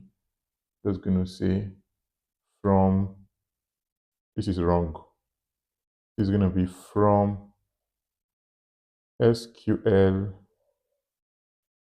Academy import select. So also be careful on where you are importing your stuff from, okay? So we will not, get into problem. So what's this one? Schema, no, we don't need this one. So that's it. And let me just call it to do data like that, data like that. Okay, so this is going to help get a to-do by ID, which is an individual to-do. And let's also have a method to create a to-do. So that's going to be moving down right here. And I think function and call that create underscore to-do. And again, that's going to take in our DB data like this one. DB data, which is this one. And then comma, we need to also pass in the to-do object, which is going to be, it's a to-do to create. Let's just call it that way. And that's going to be our to-do base, which is from our schema. So let's not forget that. And then I'm going to, what's this going to return? This is going to return the created to-do, which is the to-do. So moving down, let me move this a little bit back. Now what do I want to do? I'm going to say new to-do equal to to-do. Then I'm just going to use this and say to-do.create.model dump. So what this model dump means is that in this, our object, which we are passing in the to-do, is going to collect the ones that have data and is going to convert them to this right here. So if there's any data that, oh, I'm not supposed to click on this one. So if there's any value here that is not present, or if there are extra fields that do not correspond to our to-do object right here, it's going to ignore them, pick the one that is there, and then convert it and populate it as this to-do right here. So that's what this model dump does. Just a straight way to just say, if you have a title, add it. If there's no description, remove it. Just a straightforward method. So after I've done this, I'm going to then persist this to my DB by saying db.add. And then I'm going to say, what do I want to do? Add a new to-do, which is this object right here, to our DB. Move this down, which is this one right here. Now you've done that, what do I want to do? I'm going to await the result by saying db.commit. So commit is that I'm going to persist the data into my database. And I'm going to await another thing by saying db.refresh. And then that's going to be the new to-do. So that means that this new to-do right now is going to be the to-do that has been saved in our DB. So all the value you have right here, the existing value of this new to-do object, will now be the value that was committed in our DB, including the ID which was saved.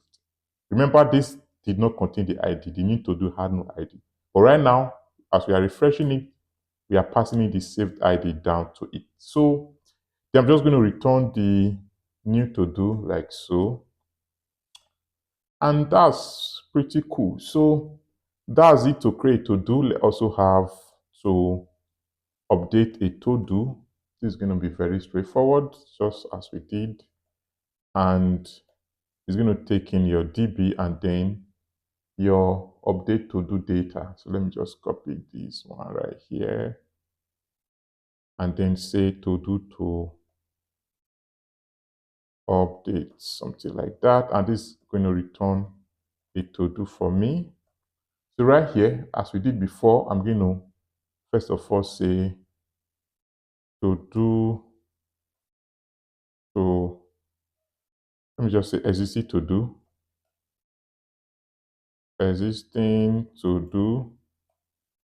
That's going to be, I'm going to await my database, which I'm going to be using to update to do. I'm going to say await.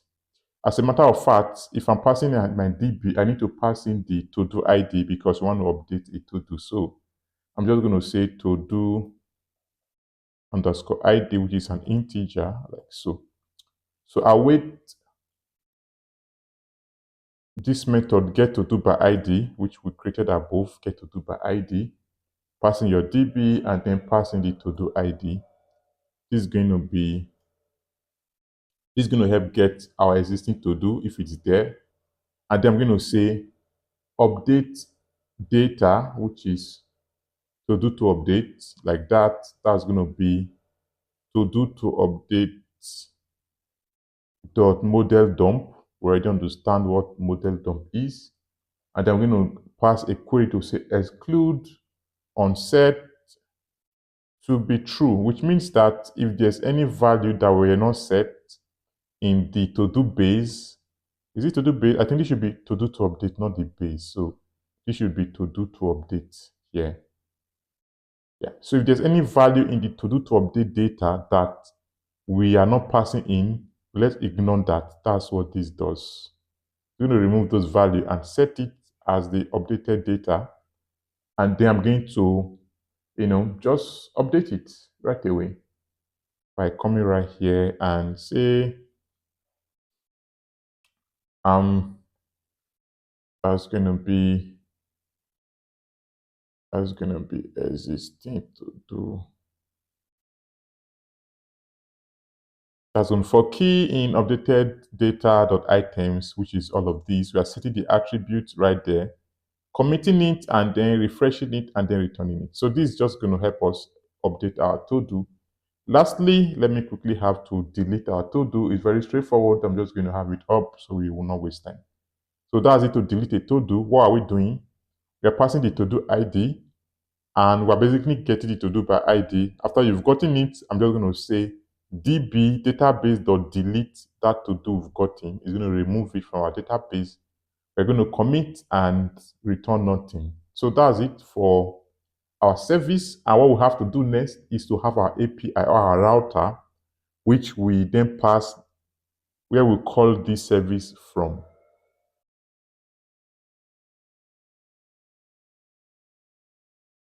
Now for us to have our route, I'm going to close all of these so we can have some breathing space. And right here within my panel, I'm going to go to my router right here. I'm going to create a new file. I'm just going to call this todo underscore API.py. This is going to contain our API. And it's going to be very straightforward. The first we have to do is to create our router object by saying router, which is going to be API router. Import it from FastAPI, API router right here. And then I'm going to say my prefix equal to, it can be anything, let's say /todo. So what it means is that before I do that, let me add a tag, which I'm just going to call todos. So what this prefix means is that if you go to your URL /todos, it's going to call whatever you are going to be having right here. Now, before we proceed, we need to tell our main app where our router is, where our API is. So I'm going to come to my main right here, the main within the app, and I need to register this route. Remember, this is now our API. We need to register these in our app so we can get to know where we can forward requests to that stuff. So I'm going to come right here and register the router and say below the middleware right here, I'm going to say at app, let me just say app dot include router, and that's going to be to do underscore router. Before I will do that, let me even import this router right here. So that's going to be, let me import it right here. So that's going to be, say, to do router.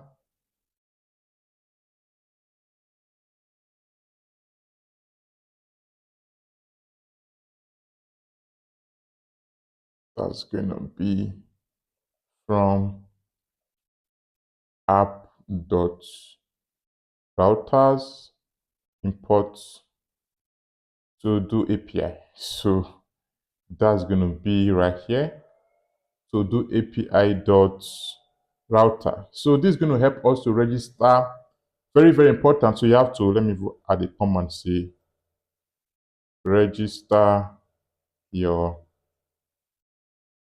to do router here. Yeah. So if you don't do this, there's no way the application will be able to access this router right here. Okay. But registering that router, if any route goes to slash to do's, is going to get to know that and then trigger this, like that. So let's continue with our method. So first of all, let's have a method to get all the to do. So that's going to be at router. Why am I using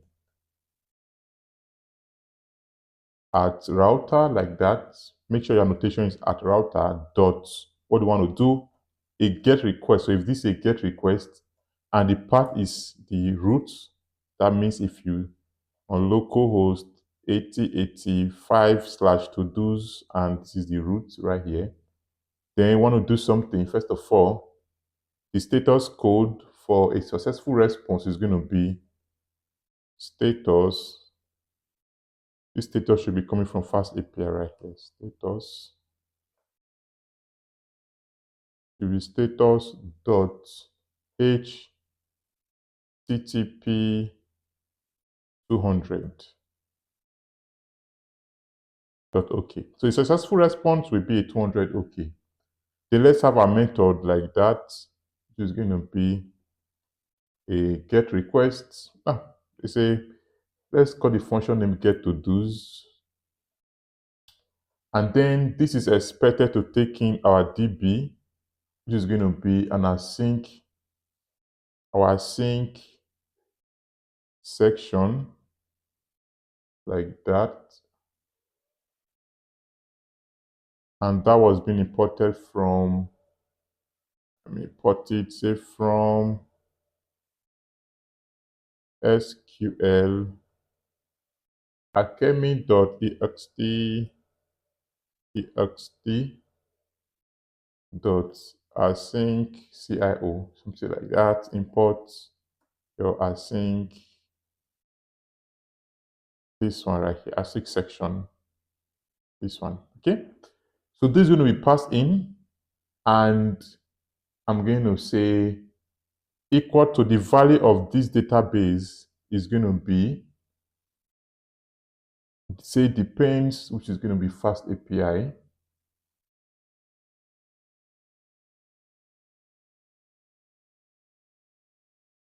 is going to be the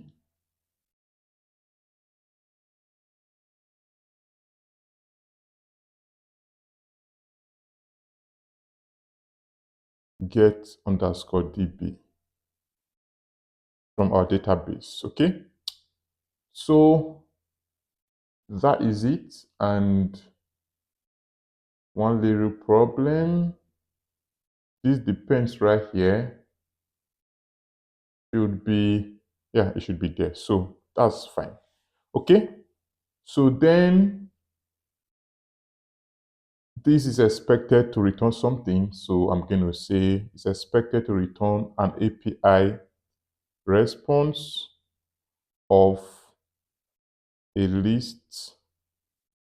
This should be small letter. I'm always fond of having capital letter. If a list of to do response like that, plus list of to do response like that. And I'm going to say to do's equal to await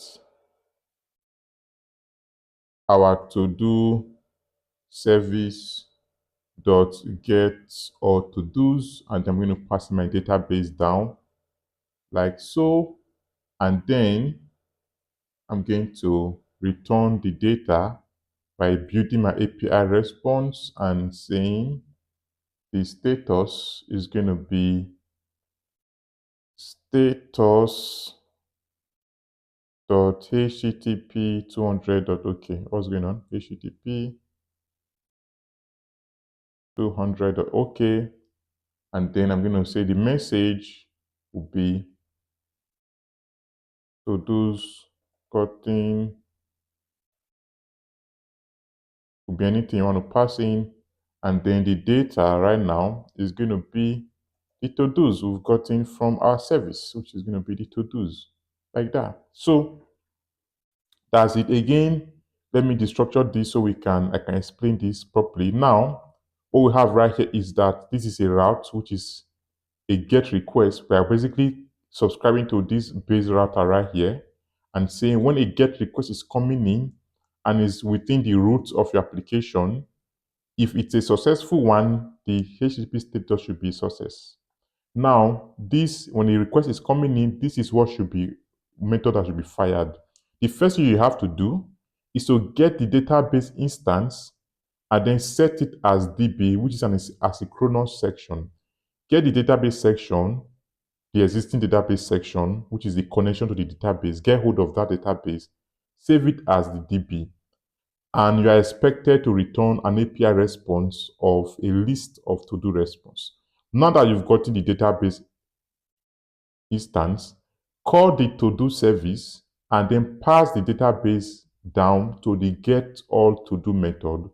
This is going to use the database instance to access our DB to get all the to-do and then return it right here. Now that we've gotten the to-dos from our service method, we want to build the response. We're basically building the API response. We are passing the status right there, the message, and then the data, which is going to be our to-do. Remember, our API response was what we built in our response. And we basically said that all our API should return this method right here, should return an API response, all our API. So whatever, either you are doing a delete request, a get request, a post, this should be the format of the response we will be returning so we can structure our app properly. And that's what we are doing right here. So that's it for getting to-dos, and we're going to be very fast to have a method to save a to-do. I'm going to call that post a to-do. So we've kind of, done a lot of talking right here. So let me just be very fast with this one. And this has been pre-done quickly. And that was to create a to-do. So again, we're basically saying router.post. If this is a post request, then passing the to-do base. The to-do base is basically the body that we pass down from our API, either from your front end right here. It can be the body coming from your front end to add a to-do, title, description. This will be bundled into a base to-do, which is this one right here. Where is it? Base to-do and passed in. Then again, we are getting the database instance and saving it as DB. Both of these data will be passed to the create to-do method of the API service, which will then use that to create a to-do. And after that, it's going to return the new to-do created as new to-do. Then we're going to bundle this new to-do into our API response, passing the status code, the message, and then the created to-do, and then we return it right here, which can then be returned back as a response of a successful to-do creation. That is it. Let's also have to get a to-do by ID, which again is very fun.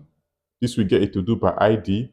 Again, it's a get request. When you go to your get request and you pass in the ID to the URL, which we usually call the parameter, and it's going to call the get to do method. And again, we are passing it to do ID, and then we are getting the database instance. Both of these will be passed down, and we'll call the method to get it to do by ID. If the data has been gotten, we're going to return this API response down. We also have to update a to do, and then we have to also delete a to do. So same way, very simple. The only change is the object that we're passing at the body and then the method. So this is going to be to update a to do. Again, the method, it's a put request. And if you go to users go to /update, then the ID is going to be passed down, and then we are collecting the ID right here, which is being passed down. And we are also collecting the body of the to-do to be updated, which is the to-do update. And the database session is being created and passed down. And these three data will pass down to the update to-do method. They will be worked on, and the resulting data will be bundled into the API response and then returned successfully. Now let's also have to delete a to-do, which is the last one. And that's it right here. Again, it's a delete request, and this is the part. Part can be anything. And then we are passing the to-do ID one to delete, and then the database section, which we are getting and pass it down, is going to make use of the to-do ID, and we delete the to-do with this ID by calling the delete to-do from the service method. So that's it for our API. And we're going to head on to test this out.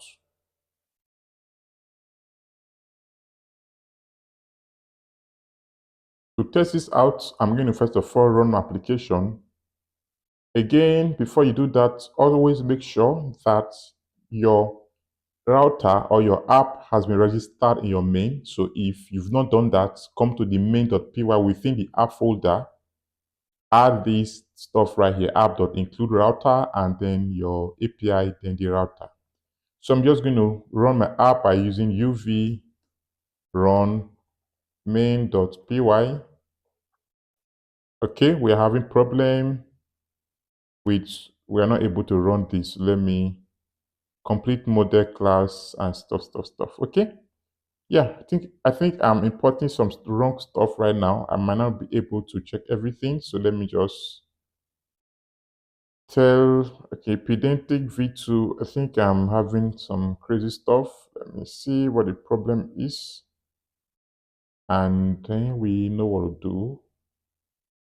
So let me come to my service right here.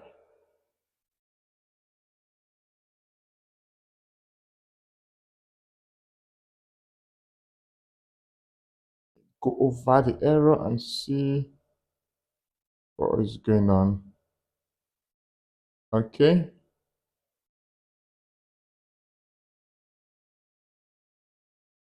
All right. So import datetime. Okay, you're probably okay. I'm not importing the datetime correctly. Okay, probably, yeah, that's correct. I'm not importing the datetime properly. So let me look for where that problem is, and let me see. Come to my API. No datetime is there. Come to my service class. No datetime is there. Come to my module, which is my schema. Yeah, this is it. So schema, this is it. So yeah, use import from datetime, import datetime. So this is how it should be. So again, Control C, clear this kind of creepy stuff. And let me clear this up again. Close all. uv run main.py. Everything has run correctly. So let's test this out. I'm going to be using Postman. Postman is a testing client for us to test. So I'm going to use Postman. I'm going to come right here and create a, let me say create, I don't know. I want to create a new collection, I'm going to call that to do like that, or to do's.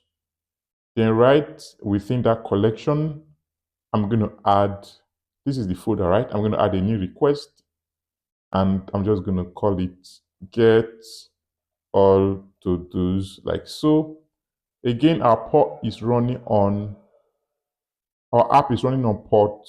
What's the port? Let me see, 8085. So that's going to be localhost 8085 8080 slash to do slash just to do's, and that's a get request, and send Yeah, all our to-dos have been fetched, but we have no data, which is empty. The API have worked. So duplicate this and let me add a to-do right here. That's going to be a post request, and that's going to be called add to-do, and that's going to be a post request. And I'm going to click on the body right here, click on the raw, and here should be the JSON selected.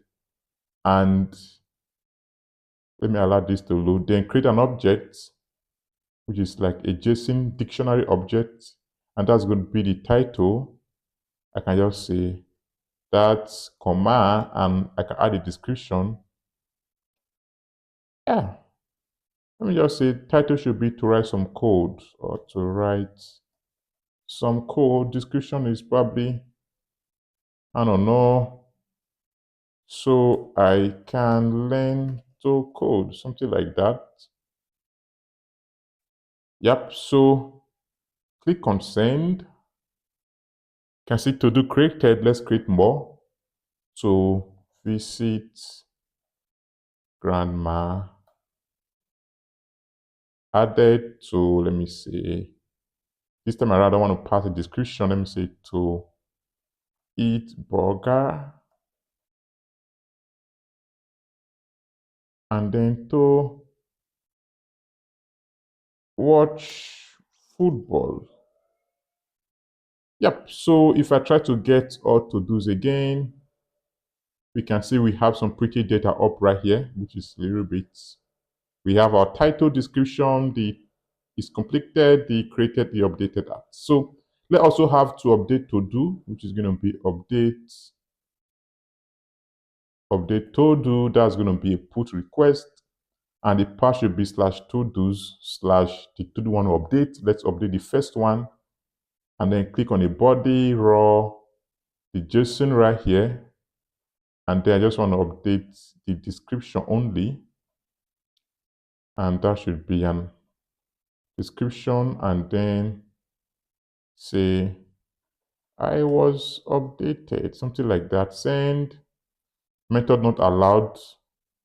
Okay, let me see what is the problem. Come to my API right here, router, and to update a to do, that should be, let me see, that should be slash update. So I didn't pass that correctly. That should be slash to do slash update slash the ID. Send to do updated successfully. I was updated. We can see the value right here.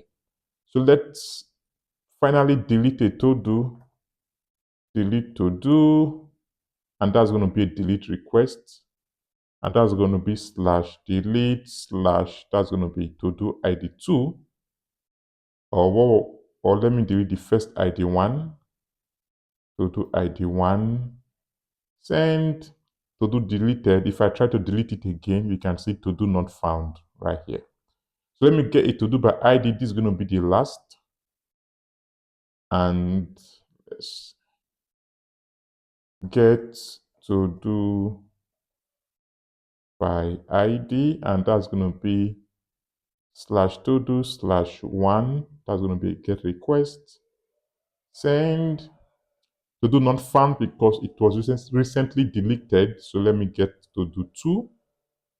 Send, and to do has been retrieved. So if I try to get out to do's again, that's bam, I have all the item. If I go to my DB and I try to get all my to do, you can see they are both right there, seated right here. So that's it for our to-dos. Our app has worked correctly, and we're going to head on to have the front-end implementation.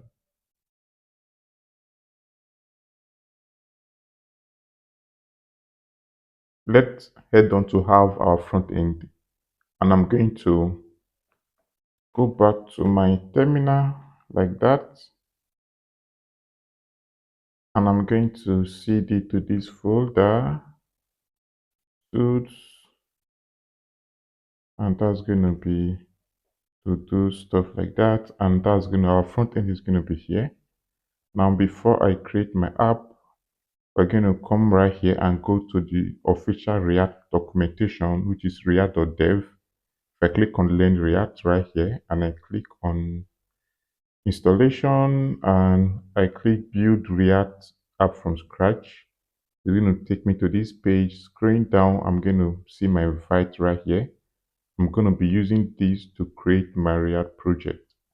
So click on copy right here, which is npm create vite the latest, which is we're using the latest React version, and this is going to be the app name, and we're using the React, and we're using the TypeScript of React. This is going to be a TypeScript React project. So I'm going to come right here and paste the command right there, and my app name, I'm going to call this, let me say, to do, I don't know, let me just call it to do front end, something like that. Hit enter. I'm going to wait for this to, okay, let's follow the prompt. Which linter to use? Click on OS linked. Install with npm and start now, yes. I'm going to wait for this to install for me.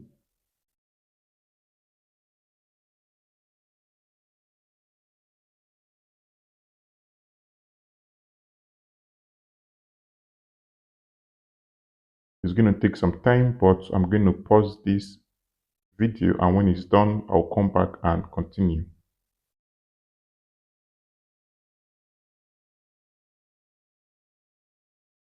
Now it's going to prompt me. This has been done. I'm just going to click on enter.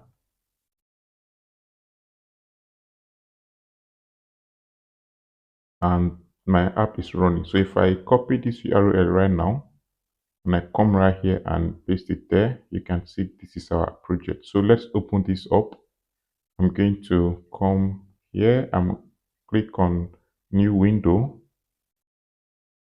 And before then, let me just make sure my backend is running. So yeah, so that's running already. And I'm going to say new window.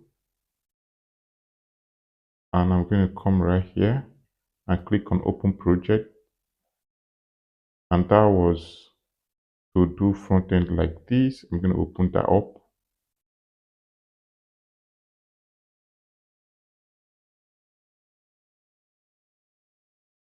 So that's it right here. And I'm just going to pull my terminal up so I can Control C right here to stop this, so I can open it up right here from my terminal. So I'm just going to open my package.json, and for me to run this, I'm going to do npm run dev, or just type fight.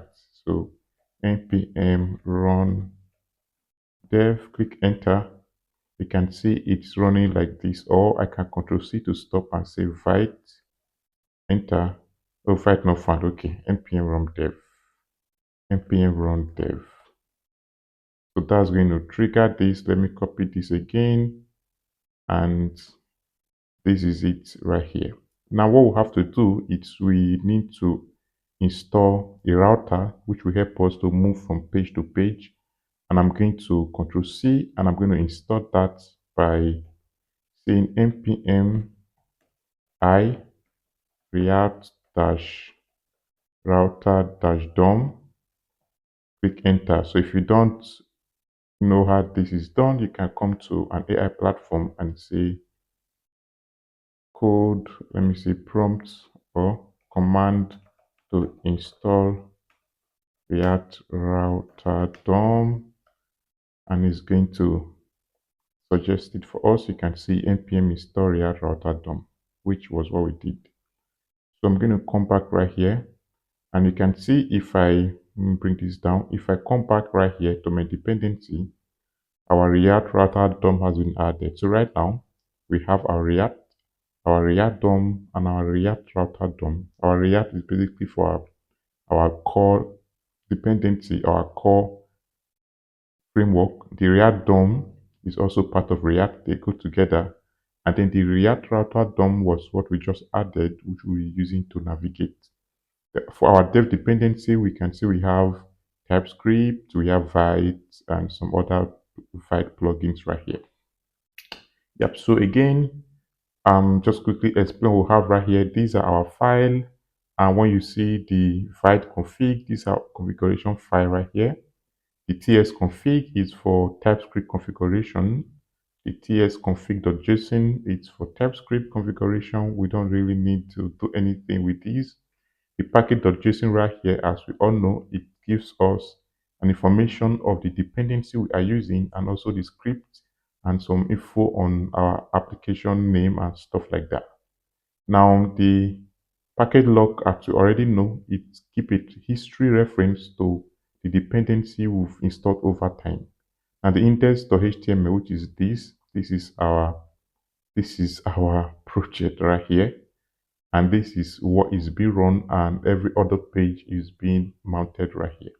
Now I can change the title. If I come right here, you can see the title is to do front end. I can change it to, let me say, I don't know, to do React, something like that.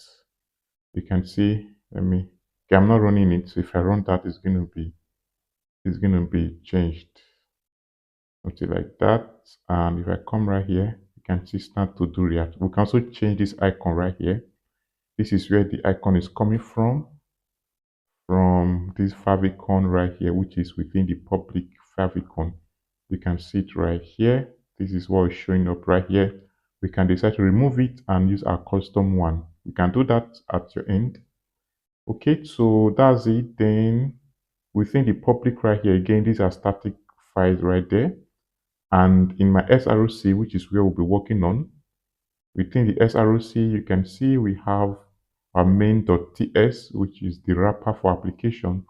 This is the where our app is bundled into and then placed inside our index. You can see right here, it's saying document.get element by ID, the root, which is the this is this root right here. So you can see, so it is bundling our application, which is this app right here, is bundling into our main, which is be rendering it in this index right here. So that's basically the flow how our app is bundled and run in React. So this is our main root, and if I move, you can see this is the index. This is the styling for our entire application. I'm going to just get rid of everything.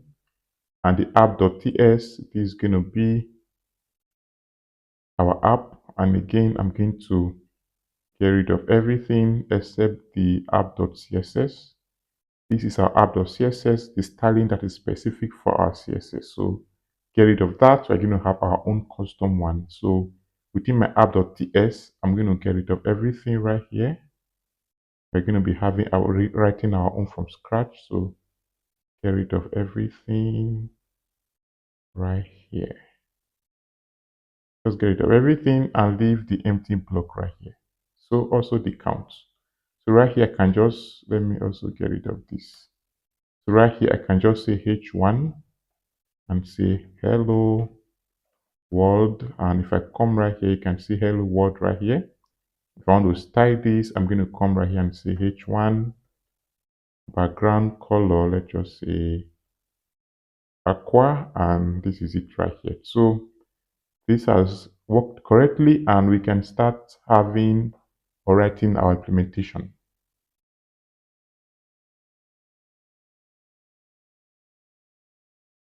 So currently we have a blank state. So let's have our navbar and then our footer, and then we have our home page. I'm going to head back to my project, and this is our styling right here. And I want to first of all have all my styling up. So because this is not a CSS heavy, I'm just going to pre-write the style, and I'm going to copy everything and have it in the index.css. Remember, the index.css is the global place where we have our global style. If you want your style to be referenced everywhere in your app, that should be in your index.css right here. You can also have that in your app.css because that's already be referenced inside this app right here. Okay, so that's the first thing I will have to do. And then after that, I'm going to come to within my SROC right here, source folder. I'm going to create some folders just so things can be more organized. So I'm just going to have my pages right here, which will contain my to-do page, to add it to do, to edit it to do, etc. Also, I'm also going to have the components folder like that, and this is going to contain my footer and my navbar. Also, I want to have my service folder, which is going to contain our service where we can make API call to get a to do, to update, and to delete. Now, within my component, I'm going to head on to have with a nav file by saying nav.tsx.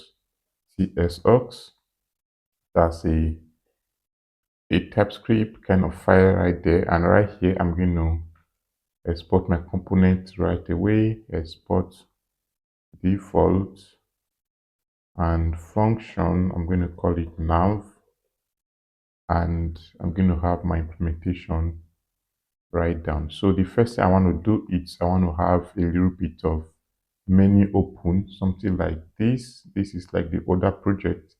I want to have, if you are on a mobile device, something like this.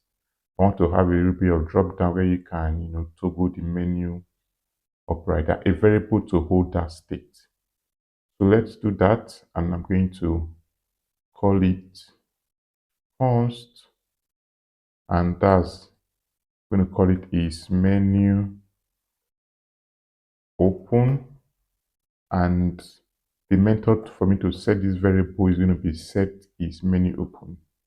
Like that, you can call it anything, but it's usually called the set and then the name of the variable. And I'm going to be using what we call the use state, and that has been imported from React. And by default, I'm going to call it false. So the use state. So okay, for now, this is should be const like that. Okay, so the use state, it's basically a variable holder. It's help us to to hold and set the state, the variable, according to the state of a component. So it's a better way for us to manage a component data based on the state. So if a component can be in a mounted state, it can be in an updating state, it can be a deleted state, and an unmount state.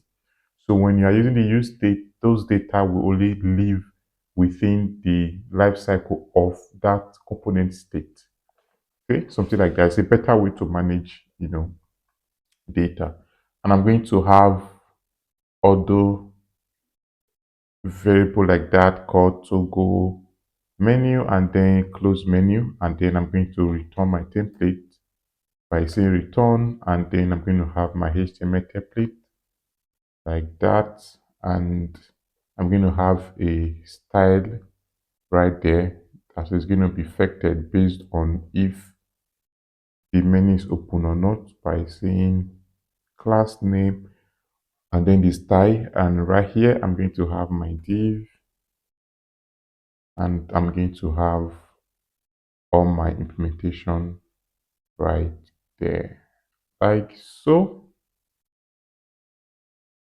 So I'm just going to import this link from React Router DOM like that. So again, because this is not a React heavy, so we're just going to simulate to see how things are done. So what we have right here, it's a basic template where that can display a menu items where you can click. When you click on the task, it's going to take you to this home page. When you click on the home, it's going to take you to the home page.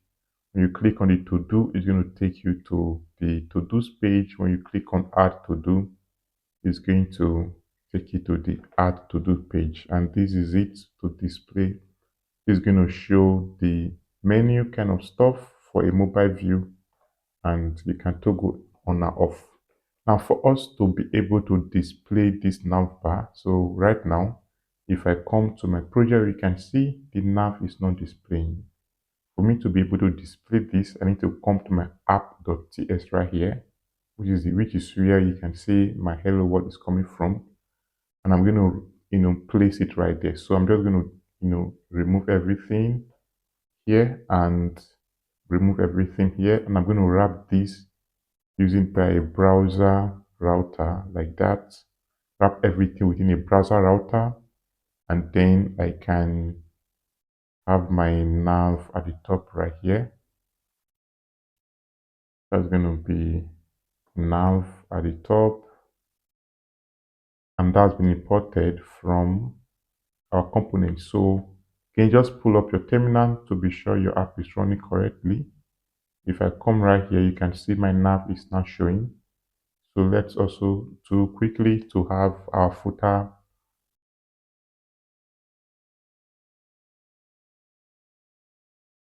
Same way for the footer, I'm going to come to the component and create a new file, call it footer.tsx.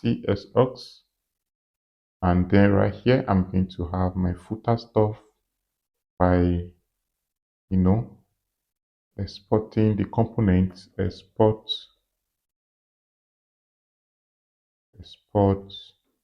default. That's going to be function. I'm going to call that footer. And right here, we just want to have something a little bit fun, something like this, just some dummy data where you can move to different pages and your copyright right there. Now I'm going to do that right away. Before then, let me bring my copyright variable by saying the current year, which is where we are. That's going to be new date, and then dot get full year. Invoke that method, and this is going to hold the value of the current year.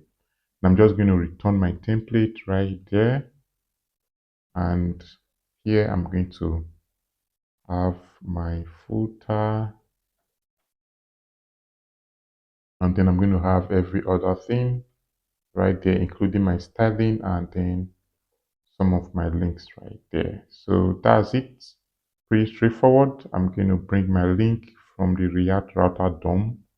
So this is the footer template, and I already had some comments. So when you look at the code, you know where each of them is staying and where they are coming from. So again, if I come right here, no, this is it where we are. The footer is not showing because we've not displayed it. So for us to display that, I'm going to come to my app.tsx again, and below here, I'm going to have my footer up right there.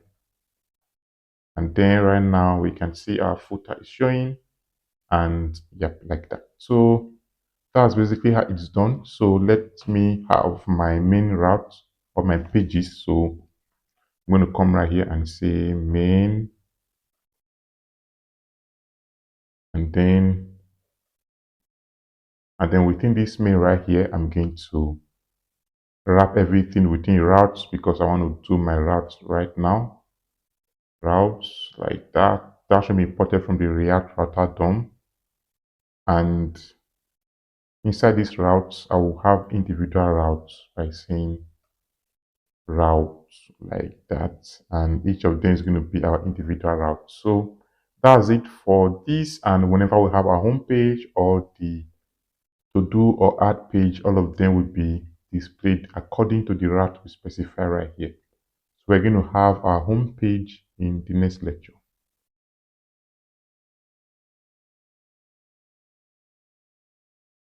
And before we, okay, let's have our home page. I'm going to close all of this up right here.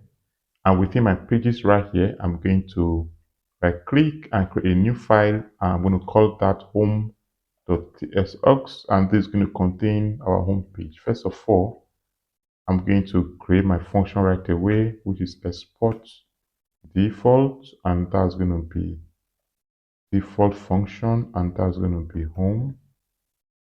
And let me create the function right there. And it's basically just going to be a dummy kind of stuff. So let me return my template, return your template right away, and this is going to contain some dummy, data like that. So just like we have right here, this is the old project. We just want something like this that can just a beautiful UI design, and with a link that can take you to the different pages right there.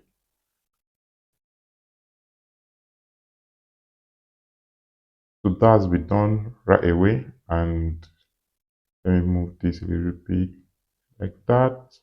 And again, I added some comments that can differentiate. This is the hero section, which is this other big part right here. And then this is the feature section where you can, see stuff like this feature section.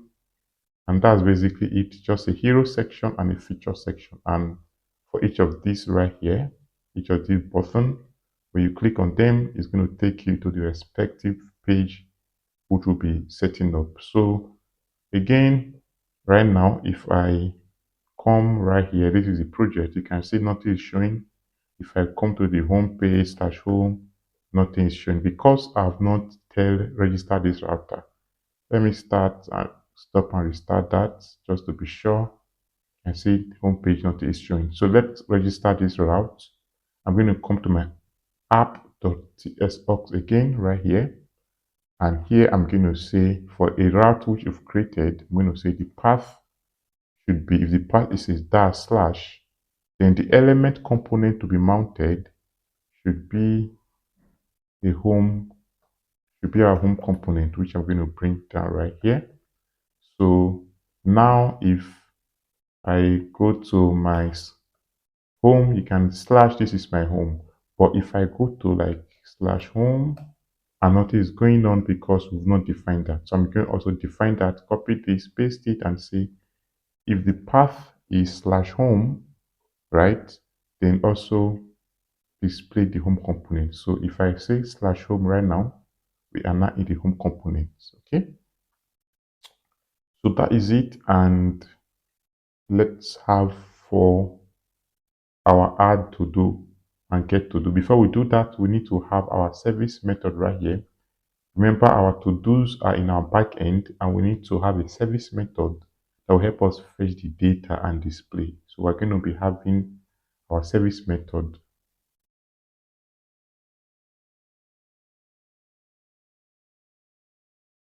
So for our service method, I'm going to come to the service package right here and create a new file. I'm going to call that to-do service.ts. It's a TypeScript file, and right here, I'm going to first of all define my base URL, which is going to be the URL for our backend. And that's going to be, I'm just going to call that API base URL, and that's going to be our backend, a link to our backend. Having done that, I'm going to create some interface for our to-do and then create an interface for my API response. So I'm going to do that right away. So these are the interface. Remember, this is basically going to be our to-do object. Our to-do has an ID, title, description, created art, updated art, and is completed. Now, API response, as we rightly remember, we have our status, our message, and then the data, which can be a to-do data. So that is it. Then let me create my service right there. That's going to be export const, and that's going to be a to-do service. And that's going to be our object of, different API methods. The first method we have on our list is to get a to-do. I'm going to be using the fetch. You can actually use Axios for making API call. If you want to do that, you can just come to your terminal right here and say npm install Axios, AXIOX, and that's going to use Axios for API call. But for me, I just want to keep the default, which is going to be fetch. So we'll be using inbuilt, which is the fetch API. So I'm just going to have it up right here. A method to get all to-dos like that. So that's the method right here. Get all to-dos. So when you call it, what are we doing? We are calling the fetch to get our backend. Remember, the base API uses the link to your backend application. And for you to get the to-dos, you have to do /to-dos right there. That's going to fetch all your to-dos. And what are we doing? After we've gotten the data, we're basically awaiting the response, and we are extracting the JSON from the response, which will then be returned as an API response right here, as this is the data type. Then if everything is okay from our response, if it's not okay, we're going to throw an error. If everything is fine, we are going to return the data like this. So this is going to be used to get all to-dos. They also have to get a to-do item by ID. This is the method to get individual to-do. This will be used when we want to edit a to-do. When you click on a to-do, let's say you click on edit right here, it's going to call get by ID to get the to-do and display it right here. So that's where this method will be handy. So let's also say you want to create a to-do. We also have a method for that. This is going to be used to create a to-do. And what we're basically doing, we are collecting the title, the description, we are bundling it into an object right here. And we are making an API call and passing the header as the content type because this is going to be a post request and we are awaiting the response and we are returning the response back. This is going to be used to create a to-do. We also have to update and to delete a to-do. So these are the both methods. This is going to be to update a to-do. It's going to take in the values. Again, these are optional. And we are bundling them together right here. We are passing it down and returning the response.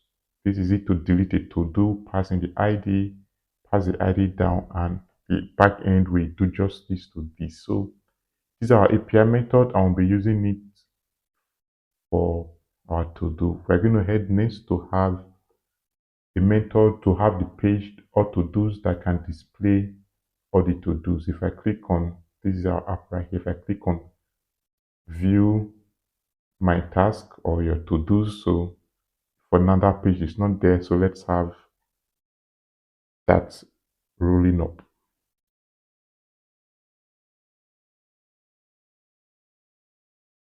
Now before we have our page to display or to do, there's a little problem right here. Right now you can see if we try to access pages that does not exist, or let's say if a user comes and type in some kind of crazy stuff right here, you can see it's just there and we don't really like this. We want to be able to move to a particular page if that route does not exist. So for me to do that, I'm just going to come back to my app.ts right here and I'm going to implement a redirect. I'm going to again say route and as usual say path. The path is a wildcard, which means any path that is not listed above here. Then I'm going to say the element that should be mounted should be a navigate. Navigate should be from a React router DOM, which has been imported right here. This element should be navigated, should be mounted. And what do we want to do with this element? I want to say move to slash and then that's going to be to slash and then replace that. Just replace. Yeah, so let's try this out. Make sure that it's running. Let me just run that again. And if I come right here and I say this is our own right here, as you can see, and I say add to do, you can see it took me back to the to the root page, right? And you can see if I change this to, let's say, slash, I can say slash home. If I try to access add to do, you can see it took me to the home page. If I say to do's, it's back to the home page. So that's basically how redirects can be done. So let's quickly head back to have our all to do's page. So in my page right here, pages, I'm going to create a new file, call it all to do. Let's just say all to do's. Let's make it a little bit, okay, .tsx. And here we're going to do our stuff again. Define your export right here. And then I'm going to bring in just my state variables right there. This is going to be to hold, let me import my use state and then import my to do from my service right there, like that. So again, this is just to hold all our to do's. We're going to be getting them from the DB and we are going to be saving it as to do's. If there's error, we'll save the error right here. And this is the function to set the value of this variable. This is to check if our modal is open, as we rightly said, and this is going to be to delete a todo, as one will be able to delete also from that page. So I'm going to use what we call a use effect. Say use effect, and when the use effect is called, I'm going to do something. I'm only going to execute this once. So what does the use effect method does? You can see it's been imported from React. So the use effect is a special method that is called when our component is mounted. That means when a user goes to this page at the first time, whatever you define right here would be executed. That's the job of the use effect. Whenever you go to that page, this is quickly run. More like an initialization or an init kind of method, or more like the constructor, not like the constructor, just an init method that is run whenever this component is mounted. Whenever this component is mounted. So that's it. So when a user comes to this page, what do we want to do? We want to fetch a to-dos. So I'm going to call the method fetch to-dos right here. And that's going to get all our to-dos, and I'm going to have the method written below here like this, and I'm going to import the to-do service, and from the to-do service we're going to call the method get all to-dos, which is going to get all, and then we're going to set it to this to-dos right. You can see I'm using set to-dos, which is this method, and we set the data to now be stored as to-dos right here. If there's any error, we're going to display the error and save it right here, and which will be displayed in our template. Let's also have some other methods like to check if the modal is open. One will have a modal so that something like this, when you click, where is it? When you click delete, you want to have this modal that will display like a warning, do you want to continue? And when you click yes, it's going to delete. So we need to keep a track to see if that is open, and that's what this method is doing right here.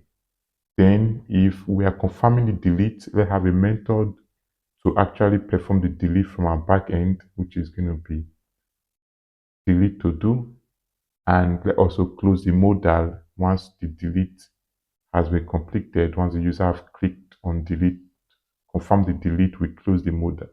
This is to open the modal, and this is to close the modal. So very simple. And let me return my template, which is going to be return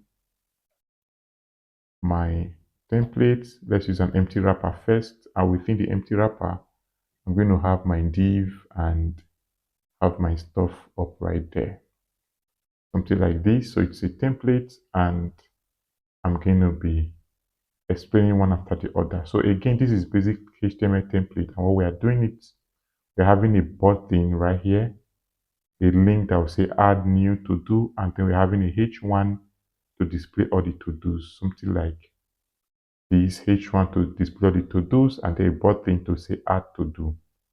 Then that's the first thing right here. If there's error, this is going to be displayed right here. And if our to-do have an item, if there's no item, it's going to say no task yet, create your first task. If there are items, we're going to loop over it by saying to-dos.map. Map is a functional method that helps us to loop over an array of items, collect each of the items called to do when you are looping over it, and display each of the items in these divs right here. You can see by displaying each of the item right here, displaying the item title, which is to do the title right here as a heading, displaying the description, and then below we have two buttons, to edit and then to delete. When you click on edit, it's expected to take you to the edit page, which is going to be /to-do/your to-do ID/edit. If you click on to delete, it's going to open the modal form and I'll pass the to-do ID down so that you can, when you click on confirm, it's going to extract the to-do ID, pass it to our backend to delete that to-do. That's what we are doing right here. And this other one below right here is just the modal form. just the mode that I will prompt you to, confirm or cancel. If you cancel, it's going to take you back. If you confirm, it's going to trigger the delete to do method. So I'm going to put my terminal to be sure I'm not having a major problem. And I'm going to come back to our project right here, which is this one. Click on click on view my task. Okay, that's not there because I've not registered this route. So for me to register this route, I need to come to my app right here, app.ts, and then register the route right there. And the path is going to be to do's, and the element to be run is going to be all to do's, something like this. So now if I move down and I click on view my task, you can see the URL is going to slash to do's right here. And this is it. These are the tasks we have.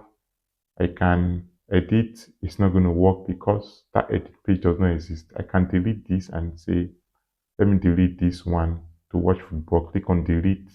This is the mode. If I click cancel, it's going to take me back. If I click confirm, yes, delete, it's going to delete that away.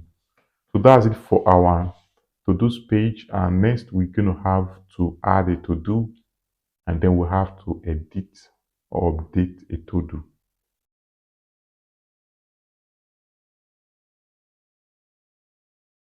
Now let's have to add a to-do item. Let's have the add to-dos page. I'm going to close all of these again, and within my pages right here, I'm going to create a new file, call it add to-do. Again, is a TypeScript file. And right here, I'm going to first of all have my imports, which is going to be the to-do service, the use state, and the use navigate. So the use navigate is coming from the React router DOM. It helps us to move from one page to another. So let me have my add to-dos page, which is going to be like this, and I'm going to have my variable down, which I'm going to explain as I type them. So this is it. So we are basically having the title, which is going to help hold the title. Remember, when you want to add a to-do, let me see that. We need the title and the description. So that's going to be the title. We hold the title value that I'll be typing in. Description, we hold the description value. If we have errors, that's going to be as error. And if we are submitting, that's going to be a submitting. We just want to have some like a beautiful kind of design so that when I'm click on submit, it's going to be showing submitting. When it's done, it's going to free that button. Then this is our navigate object which we are creating. This is going to create an object of navigate which will help us move away from this page when we've added our to do. So when a to do has been added, we don't have business again with this page. We want to move to the to do's page so we can see the newly added to do. Now I'm going to have the mentor to submit these operations by having call it handle submit right here. And it's very simple. We are basically trimming the title, removing extra spaces after the title of what we want to do of the to do. Then I'm just going to call my create to do method from my to do service to save the to do, and when it's done, I'm basically moving away to the to do's page by using the navigate right here. If we have error, I'm basically catching as showing the error, and this finally is going to set the is submitting to be false, and then our button can then display something differently rather than displaying the is submitting. So let's have our templates, which is going to be the return, and then this is going to contain our UI like that. I'm going to move this up a bit so we can see properly. So these are template. It's just a form. You can see it's a form right here, form, and it contains inputs where you can type your title, another text area where you can type your description, and then the button to submit. Right now we can see if we are submitting, we are temporarily disabling the button, and the text to be displayed should be saying creating, that kind of stuff. Okay. Now, again, we cannot test this out right now because we've not registered that page. So for us to register the page, I'm going to come to my app.ts right here, and I'm going to register it right here. That's going to be called add, and the element is going to be add to do, and that's been imported from us. And I'm going to back to click on add to do. This is the page. I'm just going to say buy some cakes for grandma birthday, something like that. Description is okay, go to Ohio to buy cakes, something like that. Create to do, you can see buy some cake for grandma, that's been added. So if I click on edit, it's not working. This will be done right now.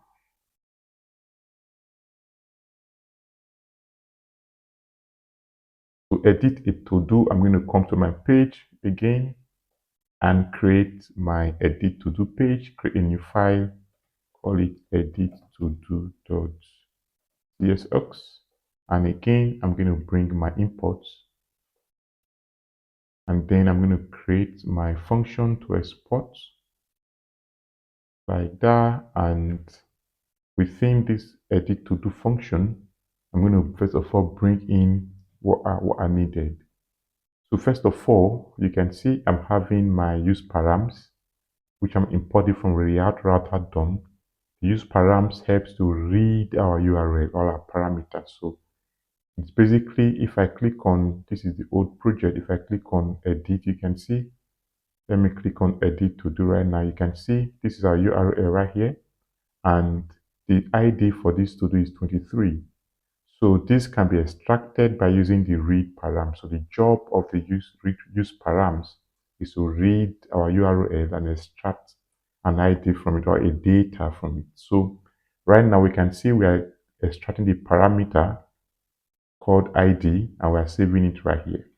So this again is to navigate, which we are basically creating an object so we can navigate once we've edited. So these two right here is going to help us to, this one is going to help us to extract the ID from the parameter, because we are passing the ID from the to-do page to the edit to-do page. Having done that, I need to bring my variable, which will be used to hold whatever I'm typing or to hold the existing data that exists. So I'm going to come right here and have them up right here. This is going to hold the title, this is going to hold the description, this is going to hold this completed. If there's error while we are updating, is going to display right here, and the submitting is just going to be true when we are submitting our data. So what we have to do is to use our use effect to make an API call to our backend to get a to-do by ID, because we've already gotten the ID for the params, get hold of the data and display the data in these feeds right here, which will be shown to the user. And whatever we are typing will also be saved right here. So this is more like a two-way data binding, whereby when you the user is typing, you are saving it and also displaying that data. So let's first of all have our use effect to help fetch our to-do by ID, and I'm going to do that shortly by saying use effects, call it fetch to do, and I'm going to have the fetch to do method right up here.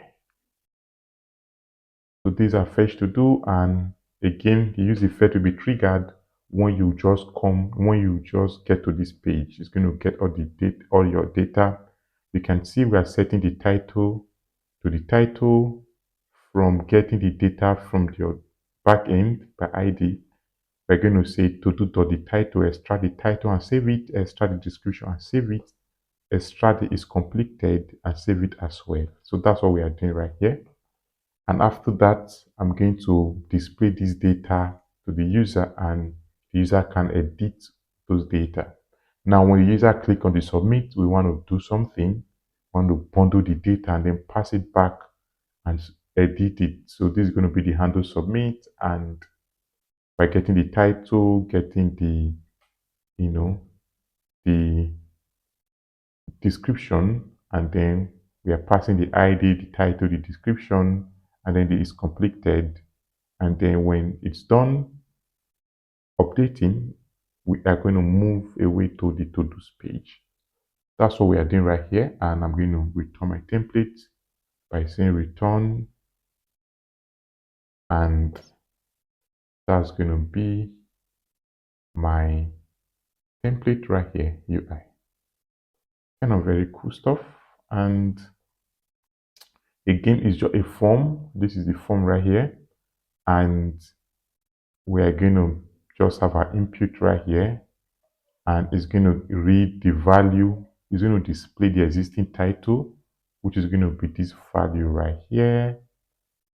And it's also going to display the existing, this other one right here is going to display the existing description. Also, we have the unchanged, which means that as you are typing in anything, it's going to get hold of what you are typing, extract the value of the text you are typing in, and add it to this value right here. Same with the description. And when you click on submit, it's going to bundle everything and call the edit or the update to do. So I also added this new completion checkbox to it, so that when you click on that, it can, you can use that to mark as complete and then unmark. So that is it right there.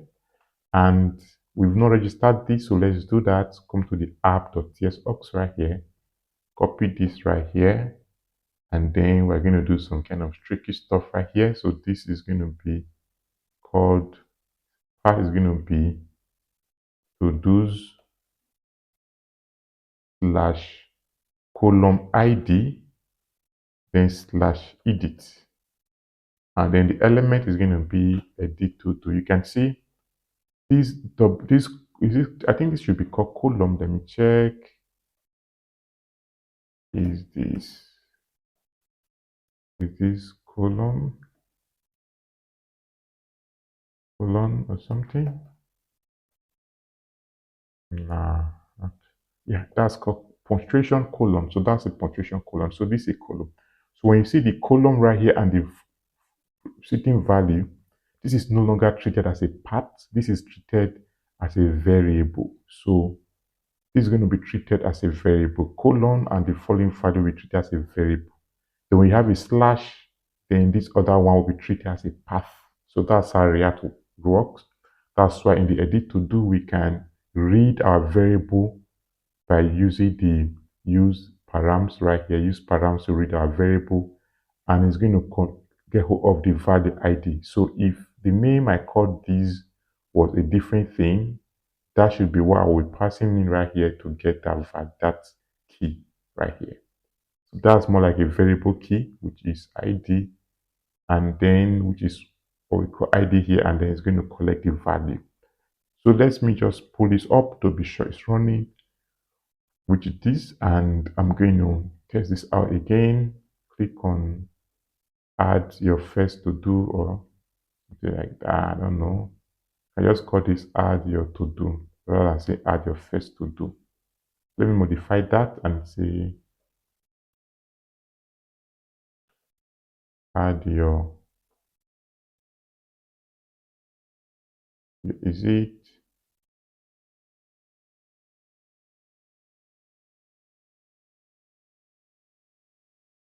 that's in the home. So that should be add your to do, not your first to do. That's more better.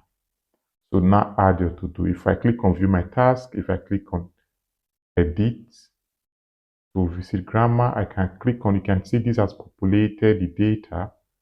I can click on mark as completed and save, and that's been completed, and having the cancel slash right there. I can edit this and say just for merriment. Save, and that's been edited there. I can add more and say to watch Messi play in World Cup. And then say description, okay, buy tickets for 500 bucks, something like that. Click to do, you can see that's been added, and I can edit and say, let's say for $50. That's been added, and I can edit and say that's been completed or something, and that's been completed. Right? So that's what we need to do, and really looking very cool, and that's it. So I'm going to leave a link to the code for this. You can do it to just check them, and this is basically a very simple project for you to learn and do your stuff. I also have some more complex projects on my Udemy. You can do where to check and enroll and yeah, have fun.